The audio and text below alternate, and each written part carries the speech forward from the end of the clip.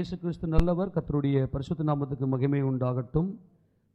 ஏசாயா தீர்க்கதரிசியின் புத்தகம் 54வது அதிகாரம் 4வது வசனத்தை வாசிக்கலாம். ஏசாயா 54:4. பயப்படாதே, நீ வெட்கப்படுவதில்லை. நாணாதே, நீ லட்சிய அடைவதில்லை. உன் வாலிபத்தின் வெட்கத்தை நீ மறந்து உன் விதைவிருப்பின் நிந்தையை நீ நினையாதிருப்பாய். கரங்களை ஊற்றி ஆமென் சொல்லாமா? கர்த்தராகிய தேவன் சொல்றார், பயப்படாதே. ஆமென். நீ வெட்கப்படுவதில்லை. எந்த இடத்துல நீ வெட்கப்பட்டியோ கர்த்தர் சொல்றாரு, அந்த வெட்கத்தை எல்லாம் நீ இனிமே நீ நினைக்காத, நீ மறந்துடு. நாணாதே, நாணி கூனி குறுகாதே, நீ லட்சிய அடைவது இல்லை என்று கர்த்தர் சொல்றார். அப்படி அசிங்கப்பட்டு அவமானப்பட்டு கேவலப்படுவது இல்லை என்று கர்த்தர் சொல்றார். காரணம், உன் வாலிபத்தின் வெட்கத்தை நீ மறந்து உன் விதவை இருப்பின் நிந்தையை இனி நினையாதிருப்பாய்.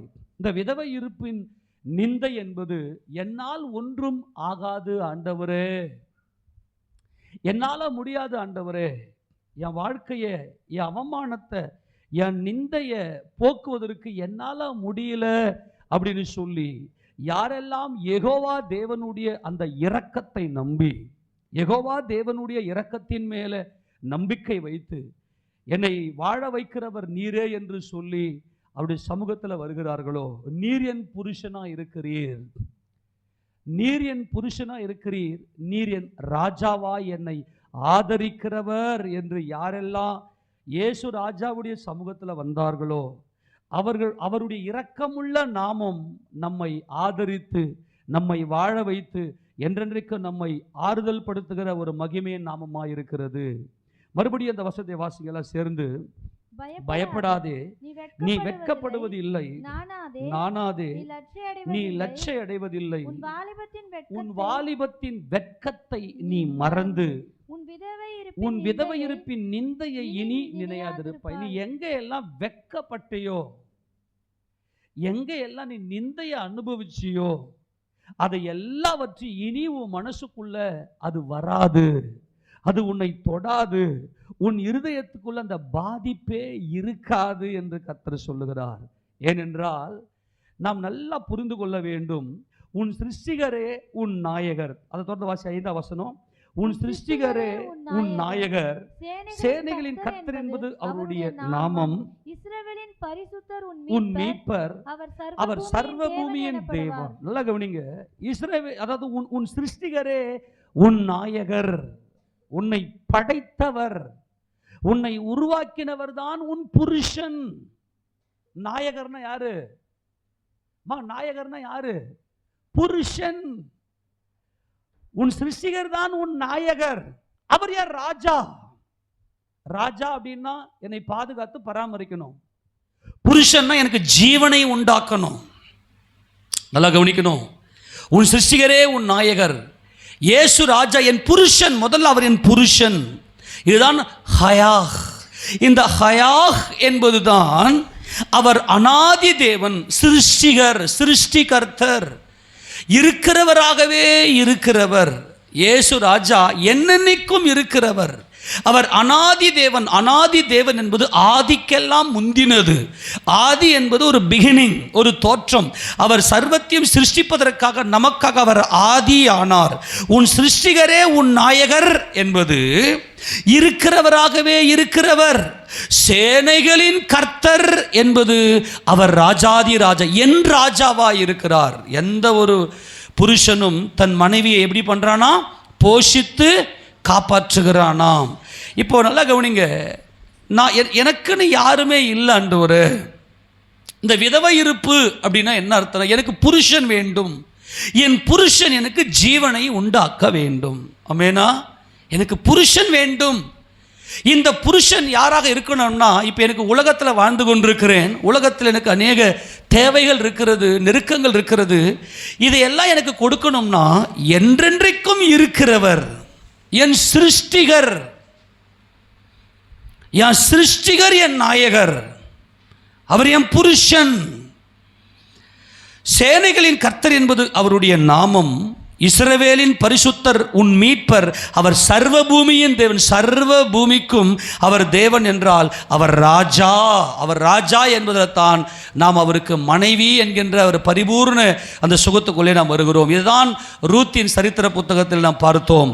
ரூத் நகோமியால் நன்கு பயிற்றுவிக்கப்பட்ட, நகோமியினுடைய அந்த வேத சத்தியங்களை எல்லாம் அறிந்து கொண்டு, யெகோவா தேவன் எவ்வளவு இரக்கமுள்ள தேவன், இந்த யெகோவா தேவன் அநாதி தேவன், இந்த யெகோவா தேவன் என்றென்றைக்கும் இருக்கிறவர், அவரே என் புருஷன் என்கின்ற அந்த ஒரு தெளிவில் இந்த ரூத் செயல்பட்டதை நாம் கடந்த வாரத்தில் நாம் பார்த்தோம். இப்போ தேவன் சொல்கிறாரு, ஒரு நேரத்தில் இந்த ரூத்து நல்லா நீங்கள் பார்த்தீங்கன்னா, ரூத்தும் ஒருபால நீங்கள் பார்த்தீங்கன்னா, அவர்கள் இருக்கிற அந்த தேசம் மோவாபும் அம்மோனும் இஸ்ரவேலின் சபைக்கு உட்படலாகாது. அது ஒரு பொல்லாத சந்ததி. அது லோத்தினுடைய வம்சத்தில் வந்த சந்ததி. அது 10ஆம் தலைமுறையில் என்றைக்குமே வரக்கூடாதுன்னு கர்த்தர் சொன்னார். நல்லா புரிஞ்சுக்கணும். நம்ம எல்லாம் இன்றைக்கி புறஜாதிக்கு, இந்த புறஜாதி சபைக்கு ஒப்பனை தான் இந்த ரூத்தும் நகோமியும். நல்லா கவனிக்க, இந்த ரூத்தும் ஆக்சுவலாக ரூத்து புறஜாதி சபைக்கு ஒப்பனை. இவங்க உள்ளே வரவே கூடாது, ஏன்னா இது ஒரு பொல்லாத ஜாதி. ஆனால் எந்த இடத்துல அவர்கள் உள்ளே வருகிறார்கள் என்றால், நான் ஒரு விதவை, எனக்கு புருஷன் வேண்டும், அந்த புருஷன் என் சிருஷ்டிகர் என்கின்ற அந்த வெளிச்சம், அவ்வளோதான், முடிஞ்சு போச்சு. மோவாபும் அம்மோனும் அவர்கள் அருவருக்கப்படத்தக்க ஜாதியை சேர்ந்தவர்கள். அவர்கள் 10ஆம் தலைமுறையிலே கூட வரக்கூடாது என்பதுதான் நியாயப்பிரமாண சட்டம். ஆனால் மோவாப் தேசத்தை சேர்ந்த இந்த ரூத் இஸ்ரவேலின் தேவனுடைய சட்டை என்கின்ற வெளிச்சம் இந்த ரூத்துக்குள்ள தெரிந்தபடினாலே, இந்த ரூத் என்ன செய்றாங்கன்னா, நான் ஒரு விதவை, நான் வெட்கப்படுகிறேன், அந்த வெட்கத்தை நினையாமல், அல்லேலூயா, அந்த வெட்கத்தை நினையாம, என்னால் முடியும், நான் நீதிமான், நான் பலம் உள்ளவன், என்னால் முடியும் அப்படின்னு சொல்லி உலகம் ஓடிக்கொண்டிருக்குது. அது தேவனுக்கு சத்துருவானவர்கள். ஆனால் என்னால் முடியல ஆண்டவரே, உங்களால் தான் எல்லாம் முடியும்னு இயேசு ராஜாவை நம்பி வந்திருக்கிற நம்ம அத்தனை பேருக்கு கர்த்தர் சொல்றாரு, உன் சிருஷ்டிகரே, உன் நாயகர். ஆமேனா?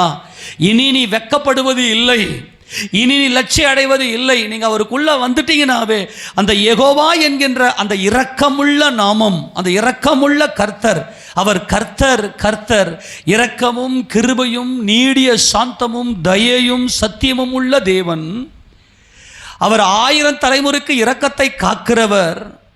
அவர் மீறுதலையும் அக்கிரமங்களையும் பாவங்களையும் மன்னிக்கிறவர். அவர் பிதாக்கள் செய்த அக்கிரமத்தை பிள்ளைகளிடத்திலும் 3ஆம் 4ஆம் தலைமுறை மட்டும் அவர்களை விசாரித்து, அந்த சாபத்திலிருந்து எப்படிப்பட்ட பாவம் இருக்கு எல்லா பாவத்தையும் விசாரித்து அவர்களை சுத்திகரித்து அவர்களை விமோச்சனப்படுத்துகிற ஒரு மகிமையின் இரக்கமுள்ள கர்த்தராய் இருக்கிறார். அல்லேலூயா.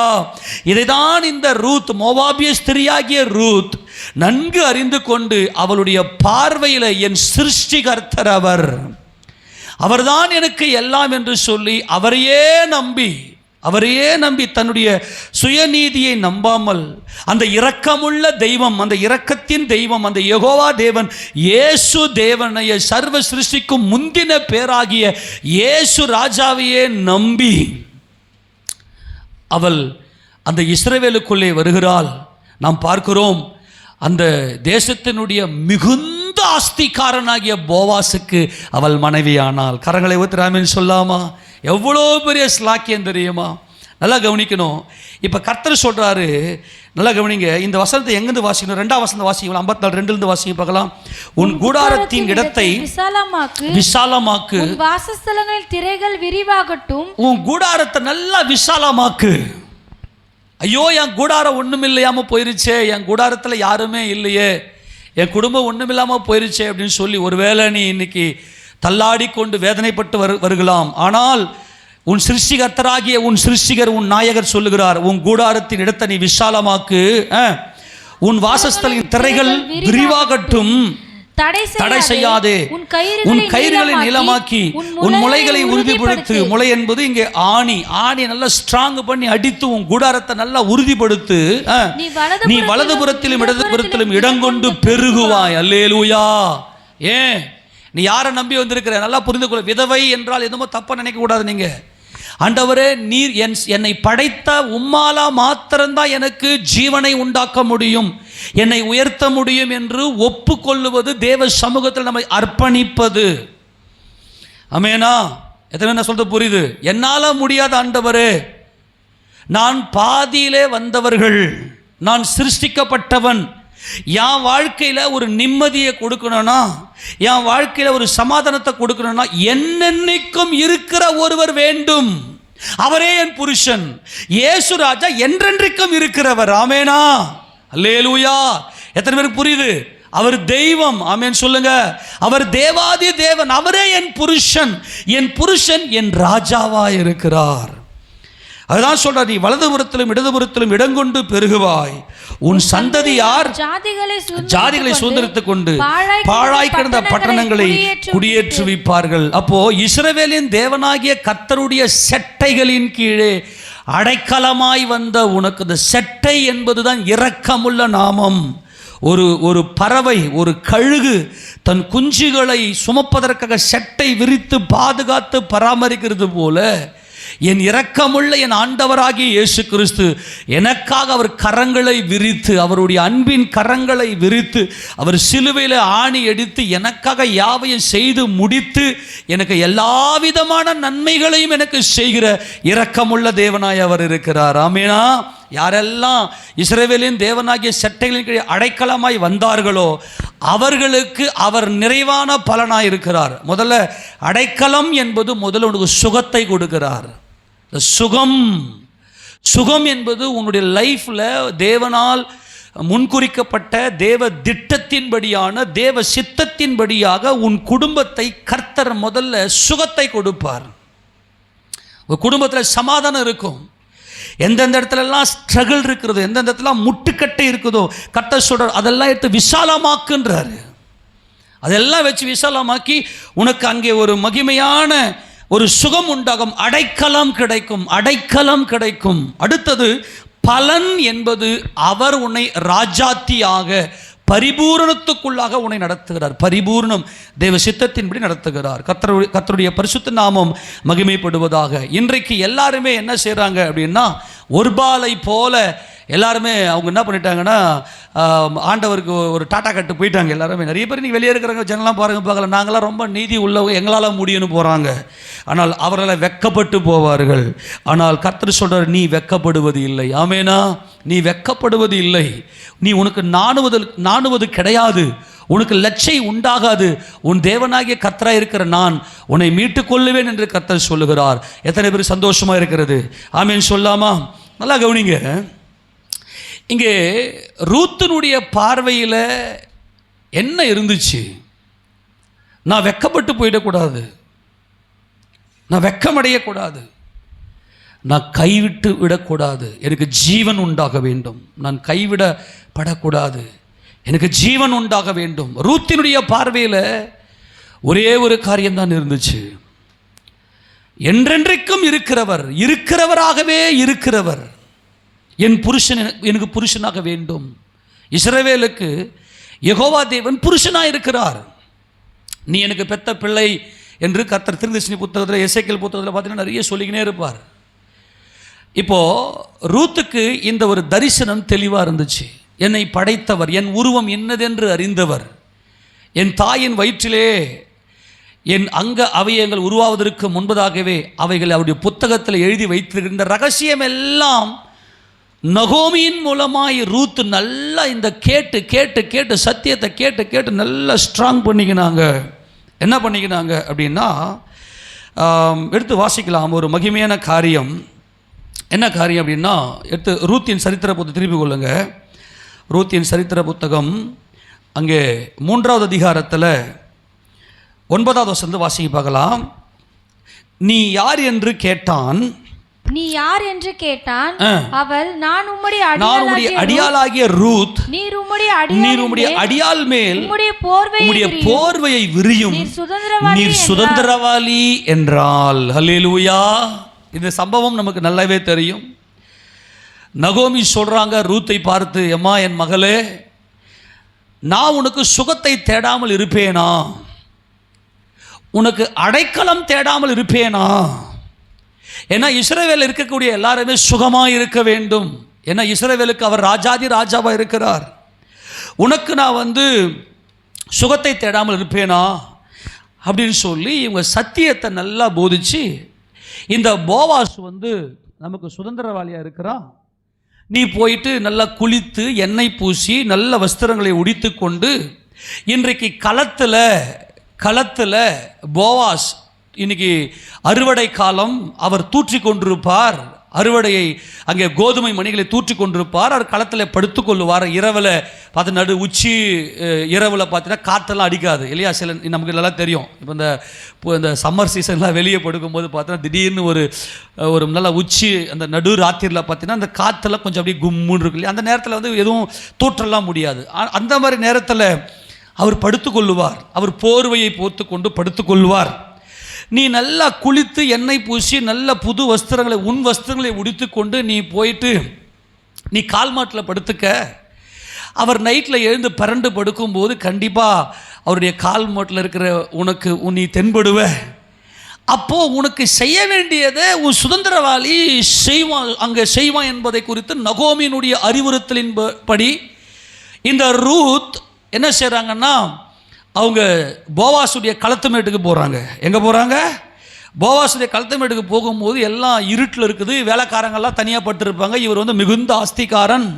அங்கே ரூத் போய் படுத்திருந்த போது கால் மாட்டில் யாரோ பெண் தென்படுறத தெரியுதே, அம்மா நீ யார் என்று கேட்டதும், நான் உமது அடியாளாகிய ரூத் என்று அவள் அங்கே சொல்லுகிறாள்.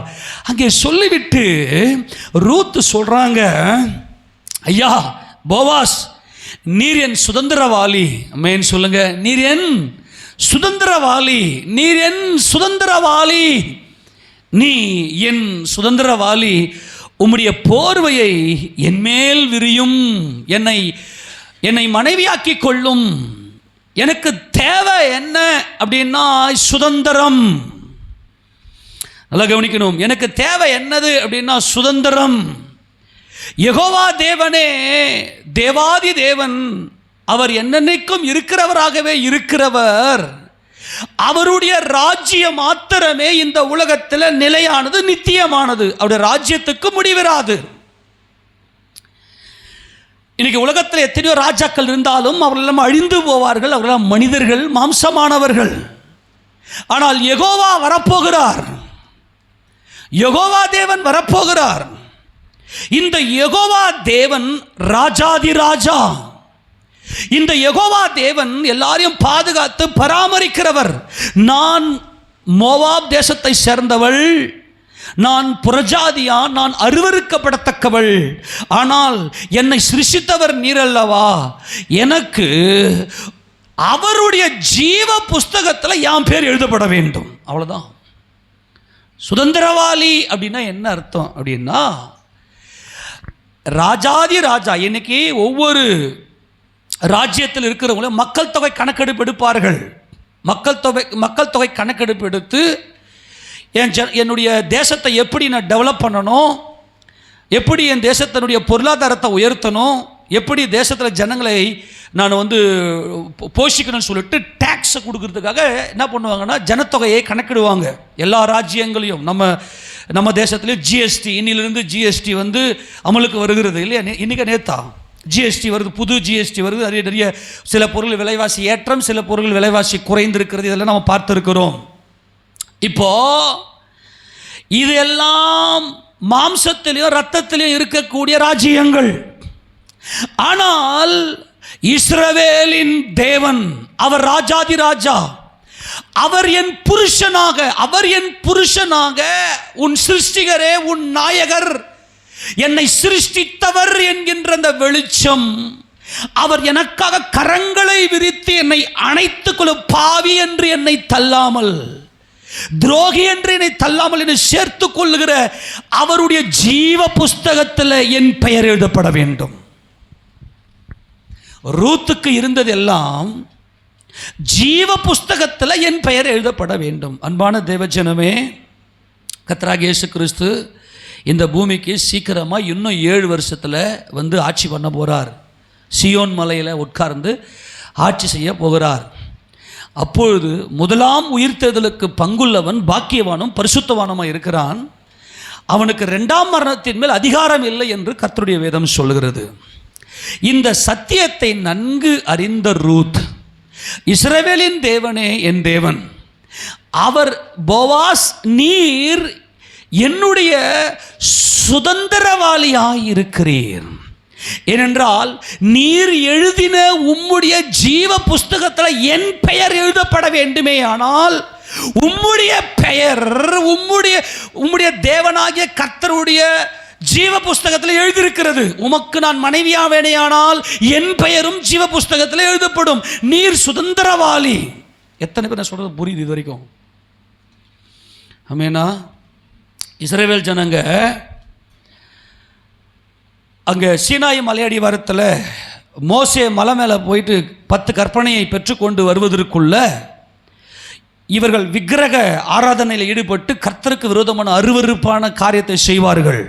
இப்போ கர்த்தருக்கு மிகுந்த கடும் கோபம் ஏற்பட்டு, மோசே நீ என்னை விட்டு கொஞ்சம் தூரம் போயிடுறா, இந்த ஜனங்கள் எல்லாம் ஒரு நிமிஷத்தில் அதம் பண்ணி உன்னை மாத்திரம் ஒரு பெரிய ஜாதியாக்குவேன் அப்படின்னு சொன்னதும் மோசே என்ன செய்வார் அப்படின்னா கர்த்தருடைய சமூகத்தில் கெஞ்சுவார். யாத்திராகம புத்தகம் 32ஆம் அதிகாரத்தில், ஆண்டவரே நீர் எழுதின உம்முடைய புத்தகத்தில் என் பேரை கிறுக்கி போட்டுருங்க. நல்லா கவனி, நீர் எழுதின உம்முடைய புத்தகத்தில் என் பெயரை கிறுக்கி போட்டுருங்க, இந்த ஜனங்களை விடுங்க ஆண்டவர். இதுதான் ஒரு உண்மையான ஊழியக்காரனுடைய பாரம். தன் ஜனங்களுக்காக நான் ஒன்றுமில்லை, தன் ஜனங்களுக்காக பரிதபிக்கிற இந்த பாரம் இருக்கிறதே, இதுதான் ஒரு உண்மையான ஊழியனுடைய அடையாளம்.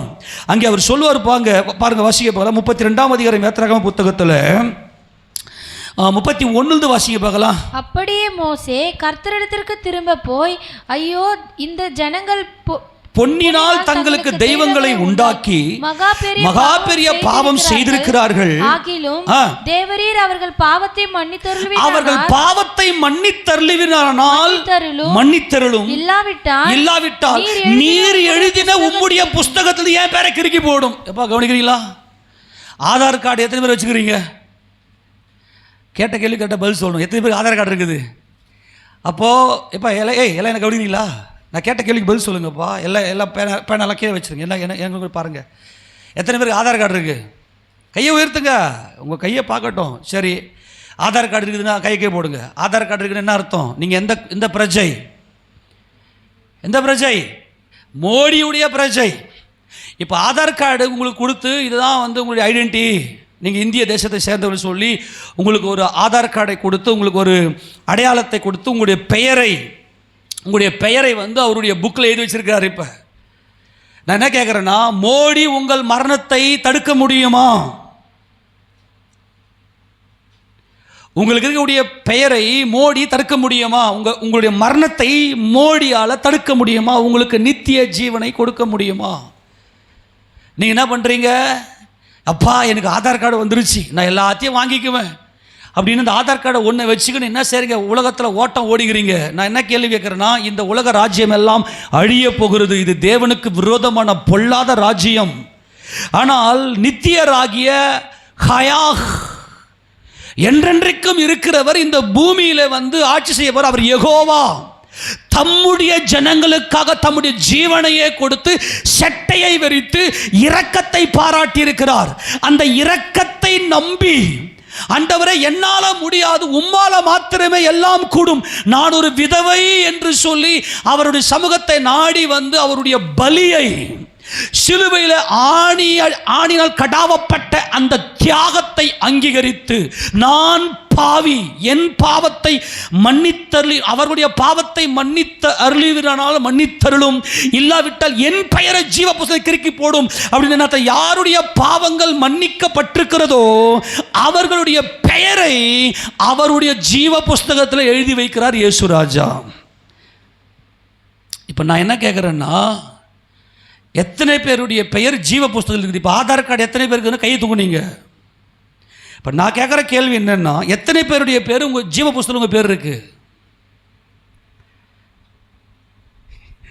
இன்னும் யாருமே கையை தூக்கல. என்ன காரணம்னு கேட்குறேன். புரியலையா இல்லை தெரியலையா? நான் கேட்ட கேள்வி புரியுதா இல்லையா? எத்தனை பேருடைய பெயர் ஜீவ புஸ்தகம் இருக்குதுன்னு கேட்குறேன். யாருக்குமே நம்பிக்கை இல்லையா?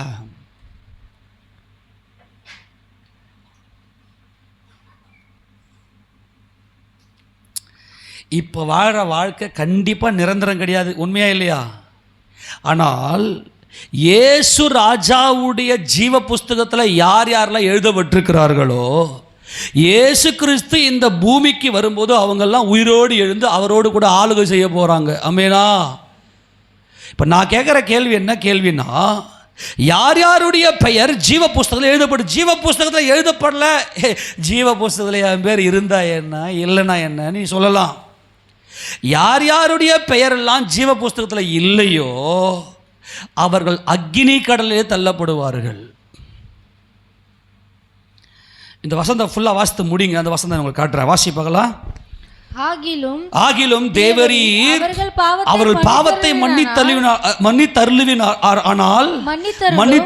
இல்லாவிட்டால் நீர் எழுதின உம்முடைய புஸ்தகத்தில் என் பெயரை கிறுக்கி போடும். இது எல்லாரும் பேரை வச்சுக்கின்னு அந்த பேரை பெருமைப்படுத்துறதுக்கு ஓடிக்கொண்டிருக்கிறோம். மோசே கெஞ்சுகிறார், இந்த ஜனங்களுடைய பேரெல்லாம் கிறுக்கிடாதீங்க ஆண்டவரே, பேரை எழுதி வைங்க, என் பேரை ஒன்றா கிறுக்குங்க சொல்லி. அப்போ கர்த்தர் சொல்கிற பாருங்க, அப்பொழுது கர்த்தர் மோசேயை நோக்கி, எனக்கு விரோதமாய் பாவம் செய்தவன் எவனோ அவன் பெயரை என் புஸ்தகத்திலிருந்து கிறுக்கி போடுவேன். இப்பொழுது நீ போய் நான் உனக்கு சொன்ன இடத்துக்கு ஜனங்களை அழைத்து கொண்டு போ, என் தூதனானவர் உன் முன் செல்வார். ஆகிலும் நான் விசாரிக்கும் நாளில் அவர்களுடைய பாவத்தை அவர்களிடத்தில் விசாரிப்பேன். நான் விசாரிக்கிற நாளில கவனி, இயேசு ராஜாவுடைய ஜீவ புஸ்தகத்தில் யார் யாருடைய பெயரெல்லாம் இல்லையோ அவர்கள் உயிர்த்தெழுதல் நாள் நடக்கும்போது, வெள்ளை சிங்காசன நியாயத்தீர்ப்பு நாளன்னைக்கு அவர்கள் அக்கினி கடலிலே தள்ளப்படுவார்கள் என்கின்ற சத்தியத்தை நீங்கள் நன்கு அறிந்து கொள்ள வேண்டும். வெளிப்படுத்தின விசேஷம் 21வது அதிகாரம், வெளிப்படுத்தின விசேஷம் 21வது அதிகாரத்தில் அங்கே கர்த்தருடைய வேதம் சொல்கிறது. 14வது 15வது வசனத்தை வாசிங்க பார்க்கலாம்.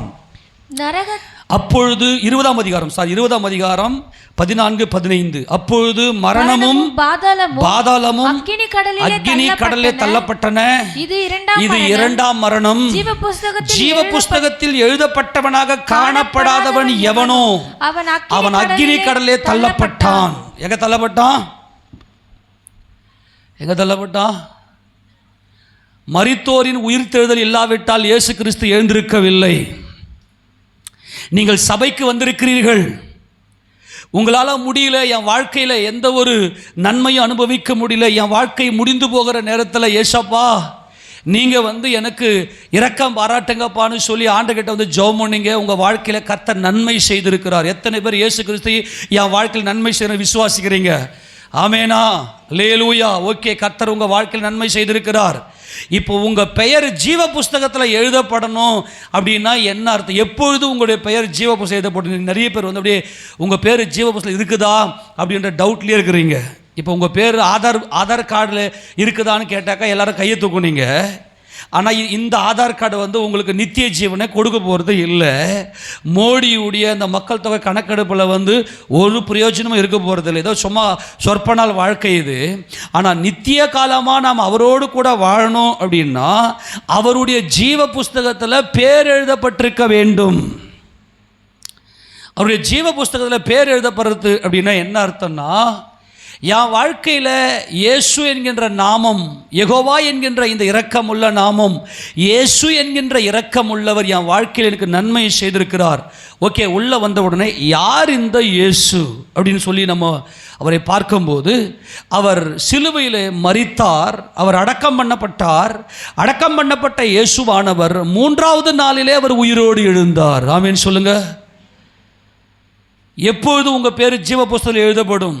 எனக்கு பிள்ளைங்களை பெற்றுக்கிறீங்க, அப்படியே விதவிதமாக பேரை வைக்கிறீங்க, வாயில் நுழைய முடியாத பேர்லாம் வச்சு அப்படியே உங்களை பெருமைப்படுத்துகிறீங்க.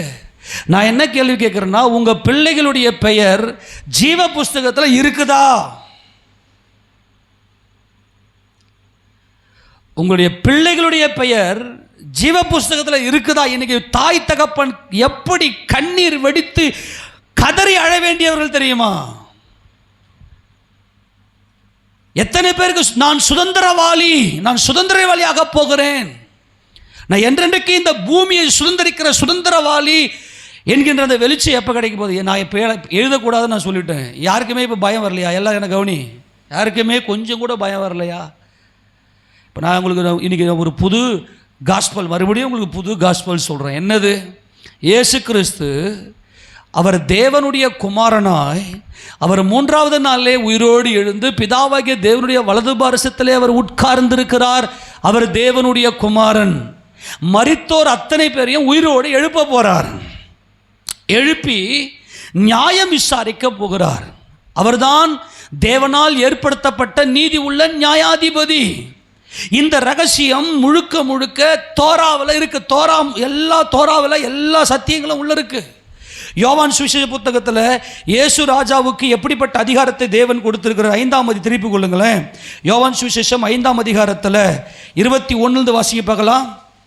பிதாவானவர் மரித்தோரை எழுப்பி உயிர்ப்பிக்கிறது போல குமாரனும் தமக்கு சித்தமானவர்களை உயிர்ப்பிக்கிறார். அன்றியும் பிதாவை கனம் பண்ணுகிறது போல எல்லாரும் குமாரனையும் கனம் பண்ணும்படிக்கு பிதாவானவர் தாமே ஒருவருக்கும் நியாயத்தீர்ப்பு செய்யாமல் நியாயத்தீர்ப்பு செய்யும் அதிகாரம் முழுவதையும் குமாரனுக்கு கொடுத்திருக்கிறார். யாருக்கு ஒப்பு கொடுத்திருக்கிறாரா? சொல்லுங்க, யாருக்கு ஒப்பு கொடுத்திருக்கிறாரா? எல்லாம் கவனிக்கல. யாராவது தூங்குறீங்களா? யாருக்கு ஒப்பு கொடுத்திருக்கிறார்? குமாரனுக்கு ஒப்பு கொடுத்த. என்ன நியாயத்தீர்ப்பு? இப்போ கவனிக்க. நல்ல மனசாட்சி இருக்கு இல்லையா? நல்ல மனசாட்சி உள்ளவங்கெல்லாம் இயேசு கிறிஸ்து உயிர் தெழுந்தார், மரித்தோர் அத்தனை பேரும் உயிரோடு எழுந்திருப்பார்கள். இயேசுவானவர் அன்றைக்கு நியாயத்தீர்ப்பு நாளிலே என்னை நியாயம் விசாரிக்கும் போது, ஐயோ நான் இப்படிப்பட்ட பாவத்தை எல்லாம் நான் செய்தேனே, இப்படிப்பட்ட பாவங்கள் எல்லாம் நான் செய்தேனேன்னு மனசாட்சியில் ஒரு திக் அப்படி, ஆமாம் நான் மறைஞ்சி துணிஞ்சு இப்படிப்பட்ட பாவத்தை எல்லாம் நான் செய்தேனே, நான் ஒரு பாவியாக இருக்கிறேன், நான் பாவம் செய்தேனே அப்படின்னு சொல்லி ஏசப்பாவுடைய சமூகத்தில் வந்து இப்போ இயேசு ராஜா என் மேலே இரக்கம் வச்சு என்னுடைய பாவங்கள் என் அக்கிரமங்கள் எல்லாவற்றையும் அவர் இரத்தத்தினாலே என்னை கழுவிட்டாரு. அவர் தேவனுடைய குமாரன், அவர் பாவம் செய்யவில்லை, என் பாவத்தை அவர் கழுவிட்டாருன்ற அந்த பயமும் அந்த பயத்திலிருந்து இயேசு கிறிஸ்துவின் நாமத்தில் ஒரு ஆறுதலும் உங்கள் மனசுக்குள்ளே வரும்போது அவர் ஜீவ புஸ்தகத்தில் பேர் எழுதுறாரு.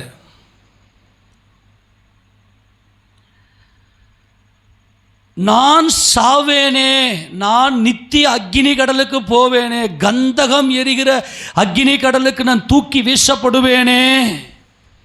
அதை விசுவாசித்து இயேசு கிறிஸ்து தேவனுடைய குமாரன், அவர் பாவம் செய்யவில்லை, என் பாவத்துக்காக அவர் சிலுவையில் யாவையும் செய்து முடித்தார். எத்தனை பேருக்கு சந்தோஷமா இருக்கிறது? அல்லேலூயா சொல்லாமா? உங்க பெயர் அந்த நேரத்தில் தான் ஜீவ புஸ்தகத்தில் பேர் எழுதப்படுகிறது. எப்பா கவனிச்சிங்களா? ஓய், என்ன கவனின்னு சொல்லிட்டேன். நீங்கள் பாட்டு முன்னாடி வந்து பேசினுக்கிறீங்க. இவ்வளோ நாள் பிரசங்கம் எப்படி போச்சு, இன்றைக்கி எல்லாம் என்ன கவனின்ட்டேன். உங்கள் பேர் ஜீவ புஸ்தகத்தில் இருக்குதா இல்லையான்னு தான் கேட்டுக்கிறேன் நான். இப்போ நீங்கள் வந்து நீங்கள் சொல்லணும், உங்கள் பேர் ஜீவ புஸ்தகத்தில் இருக்குதுன்னு நீங்கள் உத்தரவாதம் கொடுக்கணும். மகா பாபிலோன் உங்களை நடத்துகிறதா, பரம எருசலேம் நடத்துகிறதா? சிட்டி, மணிக்குலத்தின் மேலே ஆளுகை சேர்த்து சிட்டி. இப்போ உலகத்தில் இருக்கிறது மகா பாபிலோன். இயேசுவானவர் எல்லாரையும் நியாயந்திருக்க போகிறார். இதுதான் தோராவிட ரகசியம்.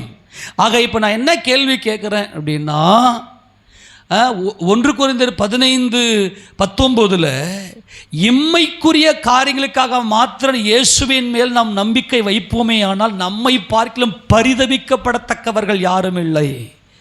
இந்த உலக வாசி அந்த வசந்த இம்மைக்காக மாத்திரம் நாம் கிறிஸ்துவின் மேல் நம்பிக்கை இருந்தால் எல்லா மனுஷரை பார்க்கிலும் கேவல அடா பாவி வாய்ப்பை விட்டுட்டியே. இயேசு ராஜா சமூகத்தில் வந்தும் அவர் உன் வாழ்க்கையில் அற்புதம் செய்தாரே, அந்த வல்லமையுள்ள நாமம், அந்த மகத்துவமுள்ள நாமத்தை நீ ஆராய்ந்து பார்க்காமல் அவர் யார் என்று சொல்லி அவன் தூங்குறாடா, என்ன கவனிங்கடா. யாருக்குமே கொஞ்சம் உங்கள் பேர் ஜீவ புஸ்தகத்தில் இருக்குதானே கேட்டுங்கிறேன்னா.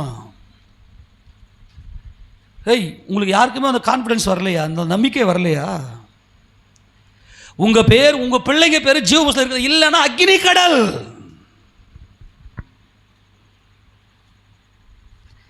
அவர் இரக்கமுள்ள தெய்வம். அவர் சிறகு விரித்து உங்களை பேர் சொல்லி அழைக்கிறார். வந்துடு என்கிட்ட. சரி, இந்த இஸ்ரவேலுடைய பேர் எப்போ ஜீவ புஸ்தகத்தில் எழுதினாரு? இஸ்ரவேலுடைய பெயரை எப்போது ஜீவ புஸ்தகத்தில் எழுதினார்னா, இவங்க எகிப்தில் அடிமைப்பட்டு போய் கிடக்கிறாங்க. கர்த்தர் எகிப்தை நியாயந்திருக்கிறார். 10 வாதைகளை அனுப்பினார். 10வது வாதியாக எகிப்தில் தலைச்சங்களை சங்கரிக்கிறார் என்பது அந்த குடும்பத்தையே வேறு இருக்கிறார். ஏனென்றால் அவர்தான் சர்வ சிருஷ்டிக்கு முந்தின பேரானவர். அப்போ இஸ்ரவேலில் இருக்கிறவங்க இஸ்ரவேலில் மாத்திரம் சாவு இல்லை, அந்த குடும்பம் வாழ்கிறது அப்படி என்ற ஒரு நிலை வரணும் அப்படின்னா பஸ்காவை அடி. இந்த பஸ்கா யார் என்றால், உனக்காக சிறகை விரித்தவர் நான். இந்த பஸ்கா ஆட்டுக்குட்டி உனக்காக பலியானவர் நான். உன் சிருஷ்டிகராய் இருக்கிற நானே உனக்கு நாயகராய் இருக்கிறேன். நாயகர் என்றால் ஒரு புருஷன் தன் மனைவியை போஷித்து காப்பாற்றுகிறான். எபேசியர்ல கொண்டு வருகிறார். ஒரு புருஷன் தன் மனைவியை போஷித்து காப்பாற்றுகிறது போல கர்த்தரும் தம்முடைய சபையை போஷித்து காப்பாற்றுகிறார். அப்போ உனக்கு ஜீவன் இல்லை, எல்லார் வீட்டிலும் சாவு இருக்கிறது, எல்லாரும் சாகுறான். ஆனால் இஸ்ரவேலே, உனக்கு ஜீவன் வேண்டுமே ஆனால் என் இரக்கத்தை நீ அங்கீகரிக்கும் போது, உனக்காக நான் சிலுவையிலே பலியானவர், உனக்கான பஸ்கா நான், நீ செய்த பாவத்தை எல்லாம் சுமந்து கொண்டு உனக்காக ரத்தம் சிந்துகிற என் இரக்கத்தை பார். அந்த பஸ்கா ஆட்டுக்குட்டியை யாரெல்லாம் அடித்து ரத்தத்தை எடுத்து அந்த வீட்டு வாசக்காலுடைய மேற்சட்டத்திலையும் 2 நிலைக்காலையும் பூசி அந்த வீட்டுக்குள்ளே போய் பதுங்கி இருக்கிறார்களோ அவர்களுடைய பெயரை அவர் ஜீவ புஸ்தகத்தில் எழுதிட்டார். மொத்த பேரையும் எழுதிட்டார். அந்த வம்சத்தை அப்படியே எழுதிட்டார். அந்த பேராக எழுதினார். எடுத்து வாசிங்க பார்க்கலாம். யாத்திராகம புத்தகம் 12ஆம் அதிகாரம். யாத்திராகமம் 12ஆம் அதிகாரத்தில் 1 வாசிப்பாங்களா வேகமா? கர்த்தர் எகிப்து தேசத்தில் மோசேயையும் ஆரோனையும் நோக்கி, இந்த மாதம் உங்களுக்கு பிரதான மாதம், இது உங்களுக்கு வருஷத்தில் 1ஆம் மாதமாய் இருப்பதாக. நீங்கள் இஸ்ரவேல் சபையார் யாவரையும் நோக்கி, இந்த மாதம் 10ஆம் தேதியில் வீட்டு தலைவர்கள் வீட்டுக்கு ஒரு ஆட்டுக்குட்டியாக ஒவ்வொருவரும் ஒவ்வொரு ஆட்டுக்குட்டியை தெரிந்து கொள்ள கடவர்கள். ஒரு வீட்டில் இருக்கிறவர்கள் ஒரு ஆட்டுக்குட்டியை புசிக்கிறதற்கு போதுமான பேர்களாய், போதுமான பேர். எத்தனை பேர் வீட்டுக்குள்ள இருக்கிறீங்க? கர்த்தர் கணக்கு போட்டார். இந்த ஆட்டுக்குட்டி இது தேவ ஆட்டுக்குட்டி. இயேசு கிறிஸ்து தேவனுடைய குமாரன். கரங்களை ஊத்தினாமேன்னு சொல்லாமா? அவர் மரித்தது ஏன் பாவத்துக்காக. நான் உயிரோடு எழுந்திருப்பேன். உயிரோடு எழுந்திருக்கும் போது என் பாவத்தை குறித்து நான் என்ன பதில் சொல்லுவேன் அப்படின்னு சொல்லி நான் பாவம் செய்தேன் என்ற பாவ உணர்வு யாருக்கெல்லாம் வருதோ, விக்கிரக ஆராதனை செஞ்சவங்க, அசிங்கமாக திட்டினவங்க, இச்சையான காரியத்தை செஞ்சவங்க, மறைஞ்சி துணிஞ்சி பாவம் பண்ணவங்க, இவங்க எல்லாருக்கும் இயேசு கிறிஸ்து உயிரோடு எழுந்தார், எல்லாரையும் உயிரோடு எழுப்புவார் என்ற அந்த சம்பவத்தை கேட்டதும் நான் பாவம் செய்தேனே, அப்போ என் பாவத்துக்கு நான் என்ன செய்யறதுன்னு போது இந்த ஆட்டுக்குட்டியின் ரத்தம், இயேசு கிறிஸ்துவின் ரத்தம் என் பாவத்தை போக்கணும். அவர் மேலே நம்பிக்கை. அவ்வளோதான். யார் மேலே நம்பிக்கை? என்னை காப்பதற்கு ஒருவர் இருக்கிறார். அவர் தேவனுடைய குமாரன் இயேசுராஜ். எத்தனை பேர் இன்னைக்கு நான் பாவி என்ற உணர்வு வந்திருக்கு உங்களுக்கு? கையை ஊற்றி ஆமென் சொல்லுங்கய்யா. நான் பாவி என்ற உணர்வு யாருக்கெல்லாம் வந்து, ஏசப்பா என்னை காப்பதற்கு எனக்கு ஒரு புருஷன் வேண்டும், எனக்கு ஜீவன் வேண்டும், எனக்கு போஜனம் வேண்டும், உம்முடைய மாம்சம் தான் எனக்கு போஜனம் என்று சொல்லி அவருடைய அந்த ஆட்டுக்குட்டியினுடைய அந்த மாம்சத்தை எடுத்து சுட்டு சாப்பிட்றான் பாருங்க. பஸ்கா ஆட்டுக்குட்டியினுடைய அந்த மாம்சத்தை சாப்பிட்ற அவங்க பேரை வந்து அவர் தம்முடைய ஜீவ புஸ்தகத்தில் அவர் எழுதி வைத்திருக்கிறார். அப்போ வந்துட்ட பிற்பாடு மகிமையெல்லாம் யாருக்கு செலுத்தணும்? இப்போ இயேசு ராஜாவுக்கே மகிமை. ஆமேனா? யாருக்கு மகிமை? இயேசு ராஜாவுக்கு மகிமை. அவர்கள் தேவன் கொடுத்த அந்த பிரமாணங்களை, சீனாய் மலையில் கொடுத்த அந்த பிரமாணங்களை அவர்கள் கை கொள்ள வேண்டும். அதுக்காகத்தான் அவர்கள் 40 ஆண்டு காலம் வனாந்தரத்தை தயார்படுத்தி நம்முடைய தேசத்துக்கு அழைத்து கொண்டு போனார். ஆக அவர்கள் தேவனுடைய ஆட்டுக்குட்டிய ஜீவ புஸ்தகத்தில் அவர்கள் பெயர் எழுதப்பட்டுச்சு. எப்போன்னா இயேசு கிறிஸ்து யார் ரட்சகர், அவர் மேலே நம்பிக்கை வைத்தவர்கள். யார் பரலோகத்துக்கு போவாங்க, யார் இயேசப்பா ராஜ்யத்துக்கு போவாங்கன்னா இதை செய்கிறவங்க அதை செய்கிறவங்க, அவங்க இப்படிலாம் ஓடி ஊழியம் பண்ணாங்க, இப்படியெல்லாம் பயங்கர வல்லமையாக பயங்கரமாக செஞ்சாங்க, அவங்க அதெல்லாம் நீ பார்க்க வேணாம், அதெல்லாம் உண்டு. அதெல்லாம் இயேசுராஜாவுடைய நாமத்தில் உண்டு. ஆனால் யார் பரலோக ராஜ்யத்துக்குள்ளே பிரவேசிப்பார்கள், யார் இயேசப்பா ராஜ்யத்துக்குள்ளே போவாங்க அப்படின்னா ஒன்றுமே இல்லை, அவரை நம்புவாங்க. பாருங்க, மனசுக்குள்ள நான் இவ்வளோ பெரிய பாவியாக இருக்கிறேன், இவ்வளோ பெரிய பாவம் செய்திருக்கிறேன், ஆனால் என்னை காக்கிறவர் அவர், அவர் எனக்காக சட்டையை விரித்தவர், அவருடைய சட்டையின் கீழ் எனக்கு அடைக்கலம் இருக்கு, அவரை நம்புவான். பாருங்க, அவன் மட்டும்தான் போகிறான்.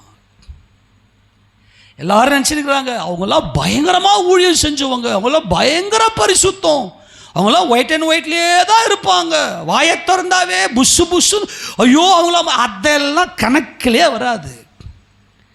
யாரை கர்த்தர் தம்முடைய ஜீவ புஸ்தகத்தில் பேர் எழுதி தம்முடைய ராஜ்யத்துக்கு அழைக்கிறார்னா, நான் எவ்வளோ பெரிய பாவம் செய்திருக்கிறேன் ஆண்டவரே, எவ்வளோ அந்தரங்க பாவங்கள், எவ்வளோ துரோகங்கள், இப்பவும் என்னால் முடியலையே, ஆனால் உங்களை தான் நம்புறேன், உங்களையே நம்பிக்கொண்டிருக்கிறேன் ஏசப்பா, நீங்க மட்டும்தான் என் நம்பிக்கைன்னு அவர் மேல மனசுக்குள்ள ஒரு நம்பிக்கை வைப்பான் பாருங்க. அவன் தான் ஃபர்ஸ்ட் ஏசப்பா கிட்ட இருப்பான்.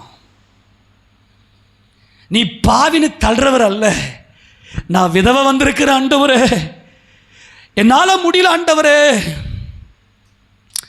என்னால என் பாவத்தை ஜெயிக்க முடியல ஆண்டவரேன்னு சொல்லி இஸ்ரவேலின் தேவனுடைய சட்டை கண்ணுக்கு அவருடைய இரக்கம், அவருடைய இரக்கம், உனக்காக உனக்காகத்தான் நான் சிலுவையிலே, உனக்காகத்தான் சிலுவையிலே அசிங்கத்தை அவமானத்தையும் நிந்தையும் சகித்தேன் என்பதை சொல்லும்போது புரிந்து கொண்டு உள்ள வருவான் பாருங்க. அவன் பேரை ஜீவ புஸ்தகத்தில் அவர் எழுதுகிறார். எனக்கு எத்தனை பேர் அப்படி உணர்றீங்க நான் பாவின்னு? அல்லேலூயா.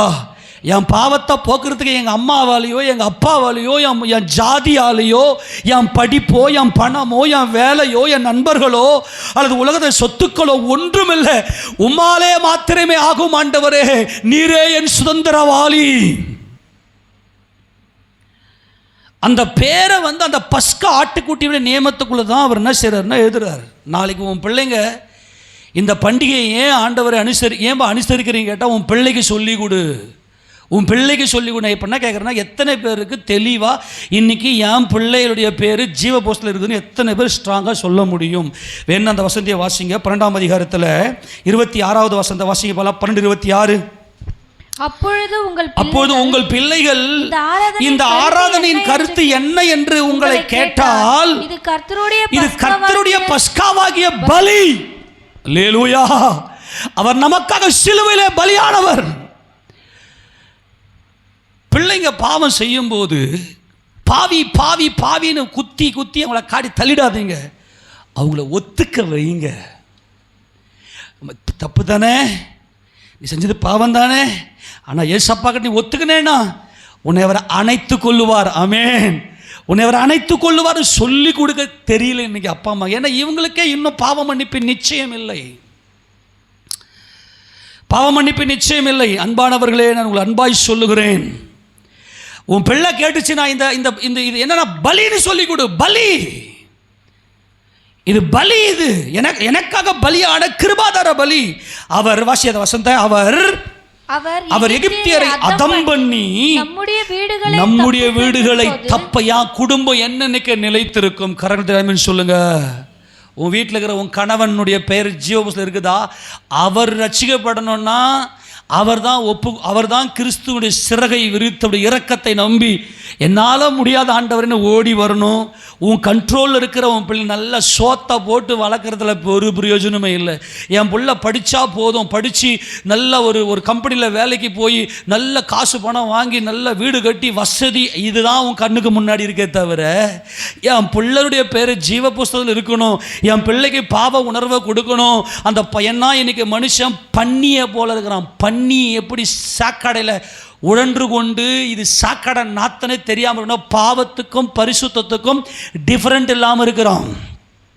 ரட்சிக்கப்பட்டு உள்ள வந்தவன் யாருடைய பெயர் ஜீவபுஸ்தகத்தில் இருக்குன்னாக்கா, எது பாவம் எது பரிசுத்தம், எது கர்த்தருடைய வழி எது உலக வழி, இந்த டிஃபரெண்ட் தெரியும்.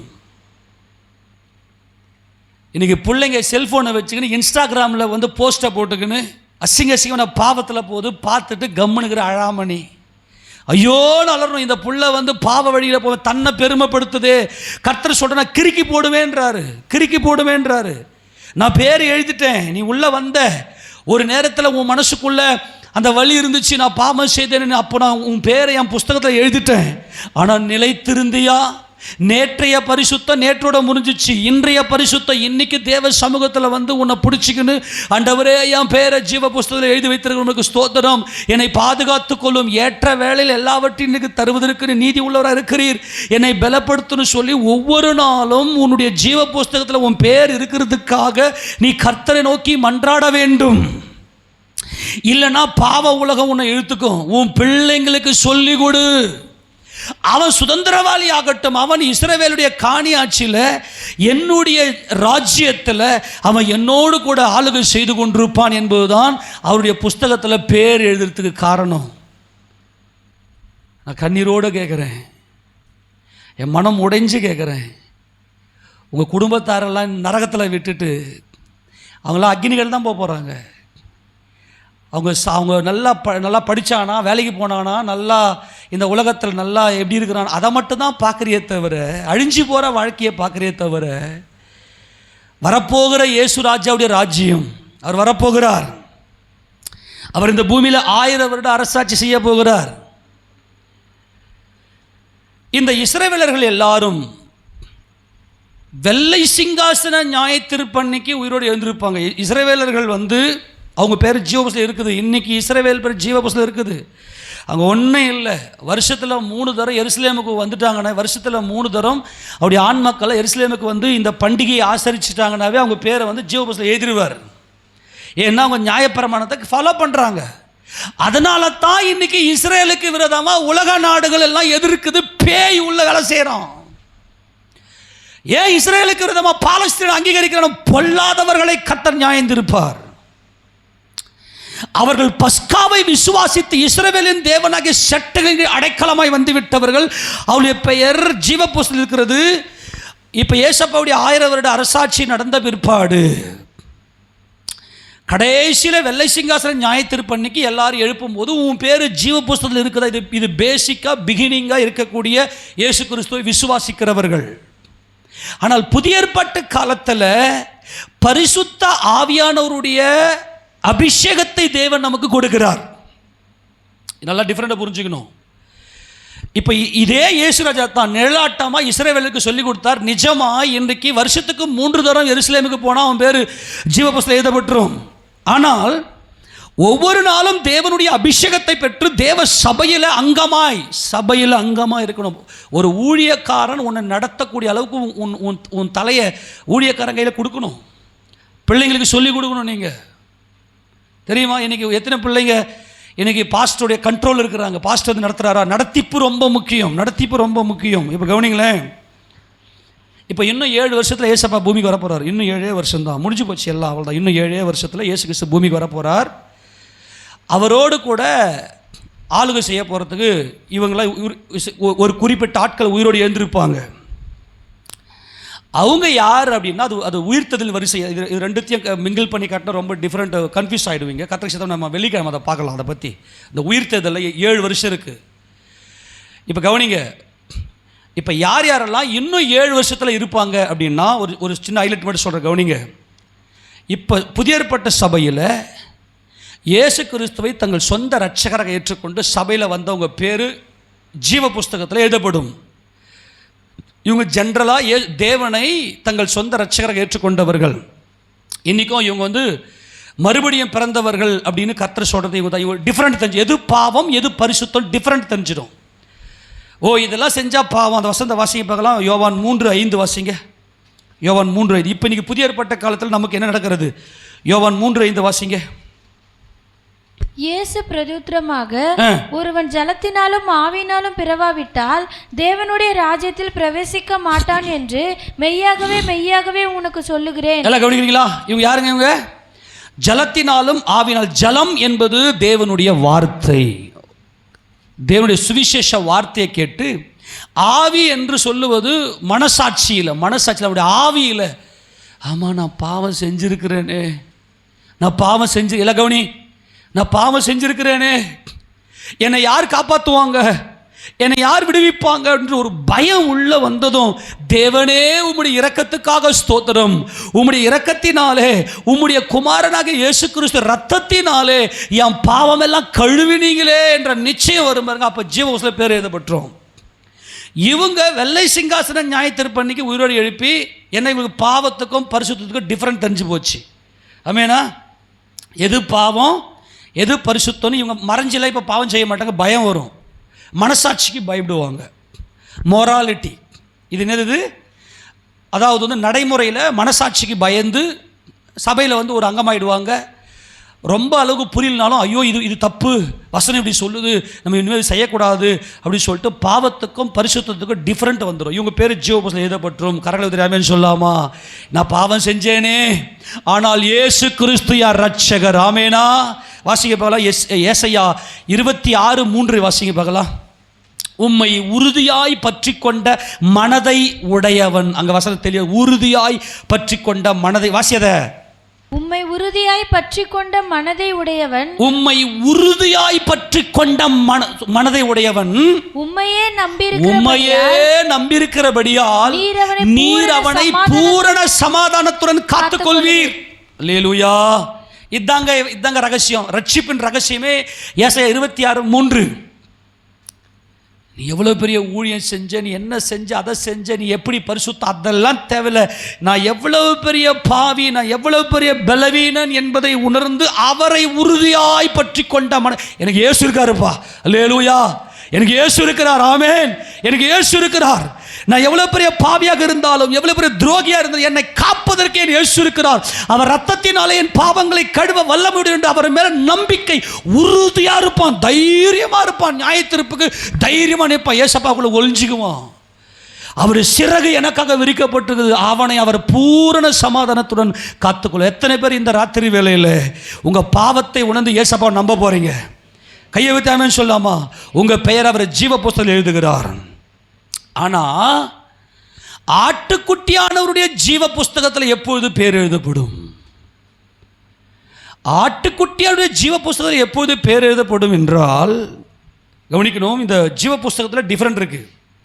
ஆட்டுக்குட்டியுடைய ஜீவ புஸ்தகம் பரிசுத்த ஆவியானுடைய அபிஷேகத்தை பெறும்போது, அந்த வசனத்தை வாசிக்க பார்க்கலாம். உலக தோற்றம் முதல் அடிக்கப்பட்ட ஆட்டுக்குட்டி. வெளிப்படுத்தல் 13:8 வாசிக்க பார்க்கலாம். வெளிப்படுத்தல் 13:8. உலக தோற்றம் முதல் அடிக்கப்பட்ட ஆட்டுக்குட்டியினுடைய ஜீவ புஸ்தகத்தில் பேர் எழுதப்பட்டிராத பூமியின் குடிகள் யாவரும் அதை வணங்குவார்கள். இப்ப கவனிங்க, இங்க இயேசு கிறிஸ்து உலக தோற்றத்துக்கு முன்னே தெரிந்து கொண்டவர்கள் உண்டு. இவங்க வந்து யாருன்னா, உலக தோற்றம் முதல் அவருக்கு இயேசு ராஜாவுடைய அந்த மகிமை இவங்களுக்கு தெரியுது. எல்லாம் உடைய வெளிச்சம் தான், உங்க அறிவு தான், உங்களுடைய ஆத்மாவில் ஏற்படுற அறிவு தான். இவங்க யார் அப்படின்னா, பரிசுத்த ஆவியானுடைய அபிஷேகத்தை பெற்று பிதாவாகிய தேவன் அவர்களை தம்முடைய பிள்ளைகளாக சேர்த்து கொண்டு அவருடைய ஊழியத்துக்காக எடுத்து இவங்க பரிசுத்த அபிஷேகம் உள்ள வந்தது. அந்த ஊழிய வாஞ்சை வந்து ஸ்பிரிச்சுவாலிட்டிக்குள்ளே வருவாங்க. என்ன எங்கே வருவாங்க? முதல்ல மொராலிட்டி, மனசாட்சி வேலை செய்ய ஆரம்பிக்கும். மனசாட்சி வேலை அவங்க வந்து வெள்ளை சிங்காசனம் நியாயத்தீர்ப்பு பண்ணி தான் உயிரோடு எழுந்துக்குவாங்க. அது கடைசி 7வது உயிர்த்தெழுதல். மீதி இன்னும் 1000 வருஷம் கழிச்சு தான் உயிரோடு எழுந்துப்பாங்க. ஆனால் இந்த ஸ்பிரிச்சுவாலிட்டி, பரிசுத்த ஆவியாருடைய அபிஷேகம், பாவ மன்னிப்பின் நிச்சயம், அது பரிசுத்த ஆவியாருடைய அபிஷேகத்தை தேவன் நமக்கு கொடுத்து நம்முடைய பெயரை ஆட்டுக்குட்டியானவருடைய ஜீவ புஸ்தகம், இந்த ஆட்டுக்குட்டி ஜீவ புஸ்தகம் இவங்க என்ன பண்ணுவோம்னா, பலி என்கின்ற கான்செப்டுக்குள்ளே வந்து ஆண்டவருடைய ராஜ்யத்துக்காக நல்லா வேலை செய்வாங்க. நல்லா தேவனுடைய ஸ்பிரிச்சுவாலிட்டி, நல்லா பாடுகிற வரங்கள், நல்லா பாடக்கூடிய தாளந்துகள், நல்ல வல்லமைகள், கையை வச்சாவே பேயெல்லாம் ஓடும், நல்ல பிரசங்கம் பண்ணுவாங்க, நல்ல வரங்கள் பயங்கரமாக செயல்படும், நல்ல பாப்புலாரிட்டியாக கர்த்தருடைய ஊழியத்தை அவங்களை கொண்டு பயன்படுத்துவாங்க. இவங்க யாருன்னா, தேவனுடைய பரிசுத்த ஆவியுடைய அபிஷேகம் பெற்ற தேவ ராஜ்யத்திற்காக நல்ல வேலை செய்யக்கூடியவர்கள். ஆமெனா? பரிசுத்த ஆவியானுடைய அபிஷேகம்தான் நமக்கு அடையாளம். பாவ மன்னிப்பின் நிச்சயத்தை அப்படியே இவங்க மனசு ஆண்டவருக்குள்ள வந்து, ஆண்டவர் தேவனே என்ன உங்களுடைய பிள்ளையா நீ ஏற்றுக்கொள்ளாமல் என்னால் வாழ முடியாதப்பான்னு சொல்லி அவருடைய அன்பு இல்லாமல் என்னால் வாழ முடியாது என்பதை உணர்ந்தவர்கள் முதல்ல தேவனை விசுவாசிச்சிட்டாங்க.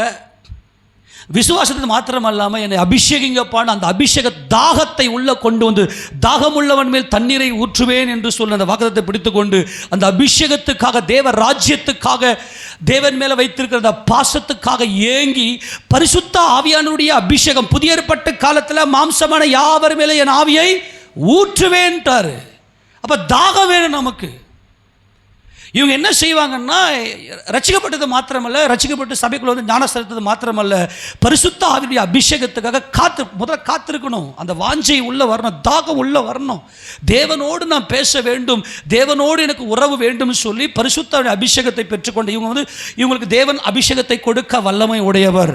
இதுதான் பேதுரு என்ன சொல்றாரு அப்படின்னாக்கா, பெந்தகோஸ்து நாளிலே வந்தது மாத்திரமல்ல, புறஜாதியராகிய கொர்நேலியுடைய வீட்டில் வந்த அந்த பரிசுத்த ஆவியானவரை புறஜாதியாராகிய இந்த ரூத்தை போல புறஜாதியாக இருந்த நம்மை தேவன் தம்முடைய அபிஷேகத்தை கொடுத்து அணைத்துக் கொண்டார் என்று அப்போஸ்தலர் 15ஆம் அதிகாரத்தில் 7 வாசிக்க பார்க்கலாம். மிகுந்த தர்க்கம் உண்டான போது பேதுரு எழுந்து அவர்களை நோக்கி, சகோதரரே, நீங்கள் அறிந்திருக்கிறபடி புறஜாதியார் இந்த நகோமி எந்த ஜாதி, இந்த ரூத் எந்த ஜாதி? புறஜாதி. அவள் இஸ்ரவேல் தேசத்தை கோத்திரத்தை சேர்ந்தவள் அல்ல. ஆனால் அவருடைய சிறகை, அவருடைய செட்டையை நம்பி உள்ளே வந்தவள்.